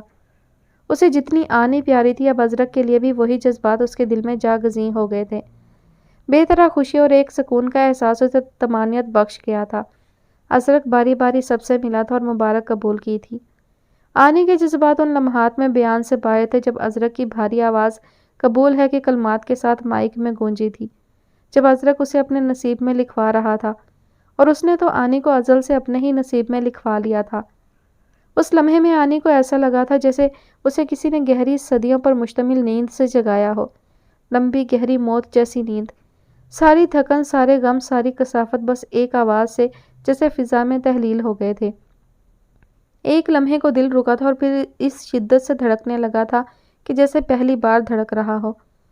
وہ الفاظ اور ازرق کی بھاری آواز میں ادا ہوتا اس کا نام آنی وہاب شاہ اسے دنیا جہان کی خوشی بخش گیا تھا۔ اس لمحے روئے زمین پر بلا شبہ آنی خان آفریدی سے بڑھ کر کوئی خوش نصیب نہ تھا۔ ساری دنیا کی رحمتیں ایک طرف اور آنی کی یہ واحد خوشی ایک طرف تھی، اور بلا شبہ اس خوشی کا پلڑا بھاری تھا۔ اس لمحے جب ازرق کے منہ سے وہ الفاظ ادا ہوئے تھے، وہ ایک رشتے کی اٹوٹ ڈور سے بندھ گئے تھے۔ بلا شبہ اس وقت روئے زمین پر ان دونوں سا مکمل کوئی اور نہ تھا۔ اس لمحے اگر کوئی مکمل خوشی تھی تو وہ یہ خوشی تھی کہ آنی خان آفریدی کو اب ازرق خان آفریدی سے سوائے اس اوپر بیٹھی ذات کے کوئی اور جدا نہیں کر سکتا تھا۔ یہ خوشی اس لیے مکمل تھی کہ آنی کو اللہ نے آخرکار ازرق کے نصیب میں لکھ دیا تھا۔ یہ خوشی مکمل تھی کیونکہ اب اگر دنیا میں کوئی سب سے مضبوط اور اٹوٹ رشتہ بندھا تھا تو وہ اس لمحے آنی وہاب شاہ کا ازرق خان آفریدی سے بندھا تھا۔ یہ رشتہ تو ازل سے طے کر دیا گیا تھا، تو کیا ازل سے طے کردہ رشتے کو کوئی بننے سے روک سکتا تھا؟ نہیں، آنی وہاب شاہ ازرق خان آفریدی کا نصیب تھی اور اسے اس کا ہی ہونا تھا۔ ان کے نکاح کے بعد سب نے عصر کی نماز ادا کی تھی، بڑے سب نے گھر کا رخ کیا تھا۔ ہمیں اب اجازت دو، افضل بابا کب سے کالز کر رہے ہیں، اس وقت میرا وہاں ہونا بھی ضروری ہے، ولی نے افضل سے ملتے ہوئے کہا۔ ہاں میں سمجھ رہا ہوں، تم کہو تو میں بھی چلوں تمہارے ساتھ؟ نہیں یار تم چلو، ابھی بھابھی وغیرہ کو گھر ڈراپ کرو۔ شہروز اب نارمل ہے اور تم سب کو واپسی کا سفر بھی کرنا ہے، تو جا کر ریسٹ کرو، انشاءاللہ پھر ملاقات ہوگی۔ ولی کے کہنے پر افضل اس سے ملتا بابا اور مینے کو لے کر گھر کی طرف روانہ ہوا۔ کچھ دیر آرام کر کے ان سب کو آج ہی قبیلے کے لیے بھی نکلنا ہے۔ اب کے وہاں شجاع، ہاشم، آبان، آریز، شمائلہ بھابھی، ولی، رابی، ازرق اور آنی بچے تھے۔ سمیر بھیا نکاح کے فوراً بعد ہی ہسپتال کے لیے نکل چکے تھے۔ وہ اور ولی صبح سے غائب تھے، سب پریشان ہو رہے تھے۔ ازرق نے اب تک آنی کو نکاح کے بعد نہیں دیکھا تھا، اسے نہیں پتا وہ کیا محسوس کر رہی تھی، لیکن اس وقت اس کی آنکھیں شدت سے اپنی بیوی کو، اپنے شریک حیات کو دیکھنے کی منتظر تھی۔ اس نے ہاشم سے کچھ کہا، وہ سر ہلاتا ولی اور آریز کی طرف بڑھا۔ کچھ لمحے رک کر کچھ ڈسکس کیا اور ولی اب سر ہلاتا ازرق کی طرف بڑھا۔ اس سے مل کر ولی نے واپسی کا رخ کیا، باقی سب نے کچھ دیر میں واپس نکلنا تھا۔ رابی اور شمائلہ بھابھی بھی آنی کے ساتھ اندر سے باہر نکلی۔ آنی ان دونوں کے درمیان جھکے سر سے اطراف میں دیکھتی آگے بڑھ رہی تھی۔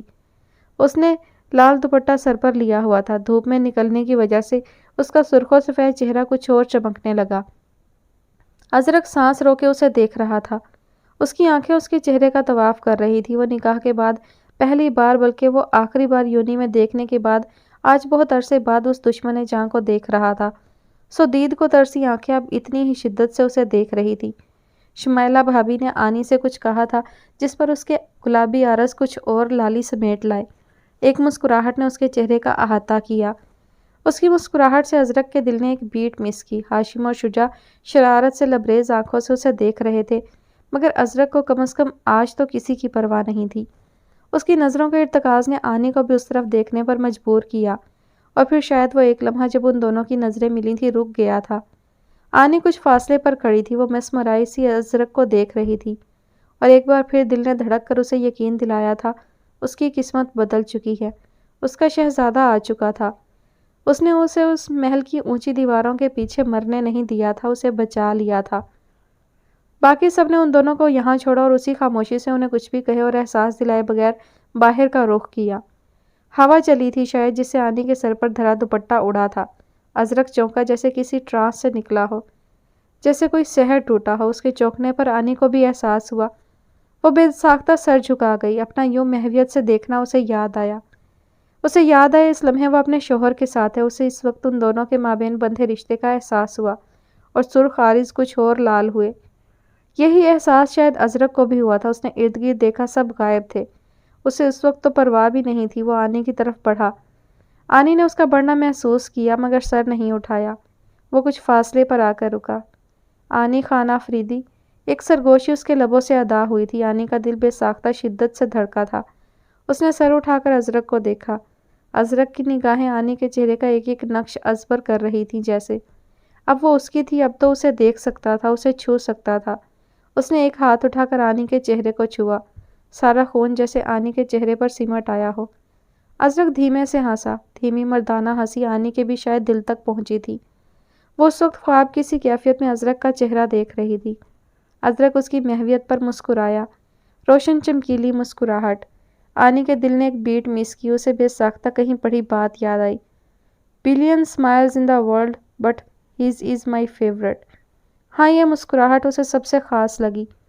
اس مسکراہٹ سے اس کا دل بندھا تھا۔ آنی نے اس سے پہلے کبھی یہ سب محسوس نہیں کیا تھا۔ یہ سب انجانا تھا، مگر اس کے دل کو بھلا لگ رہا تھا۔ ساری شرم، ساری جھجک بھلائے وہ محویت سے یوں ہی اسے دیکھ رہی تھی، اور ازرق کو اس کا یہ انداز اس قدر بھایا، اس کا دل نرم گرم جذبات سے لبریز ہو گیا۔ وہ بے ساختہ اس کا ہاتھ تھامتا، اسے ایک معمولی سے جھٹکے سے قریب کرتا کہہ اٹھا، کہا تھا نا میں نے آنی، تمہیں میرے پاس آنا ہے، تمہیں میرا ہونا ہے، تمہیں ساری دنیا سے چرا کر اپنا بنا لوں گا۔ اب کہ آنی کی محویت ٹوٹی، بے ساختہ سر بھی جھکا۔ اس نے آنی کا چہرہ ایک بار پھر اوپر کیا۔ نہیں آنی، میں چاہتا ہوں تم جب بھی مجھے دیکھو یوں ہی دیکھو جیسے اس پہلے لمحے دیکھا تھا۔ میں چاہتا ہوں تم مجھ سے کبھی نظریں نہیں چراؤ، میں تمہاری نظروں کو یوں ہی محسوس کرنا چاہتا ہوں آنی۔ اس کی بات نے اور پھر دھیمی جذبات سے بھرپور آواز سے آنی کو بے ساختہ ٹوٹ کر شرم آئی، اور اس کے جذبات اس کے چہرے سے بخوبی عیاں ہو رہے تھے۔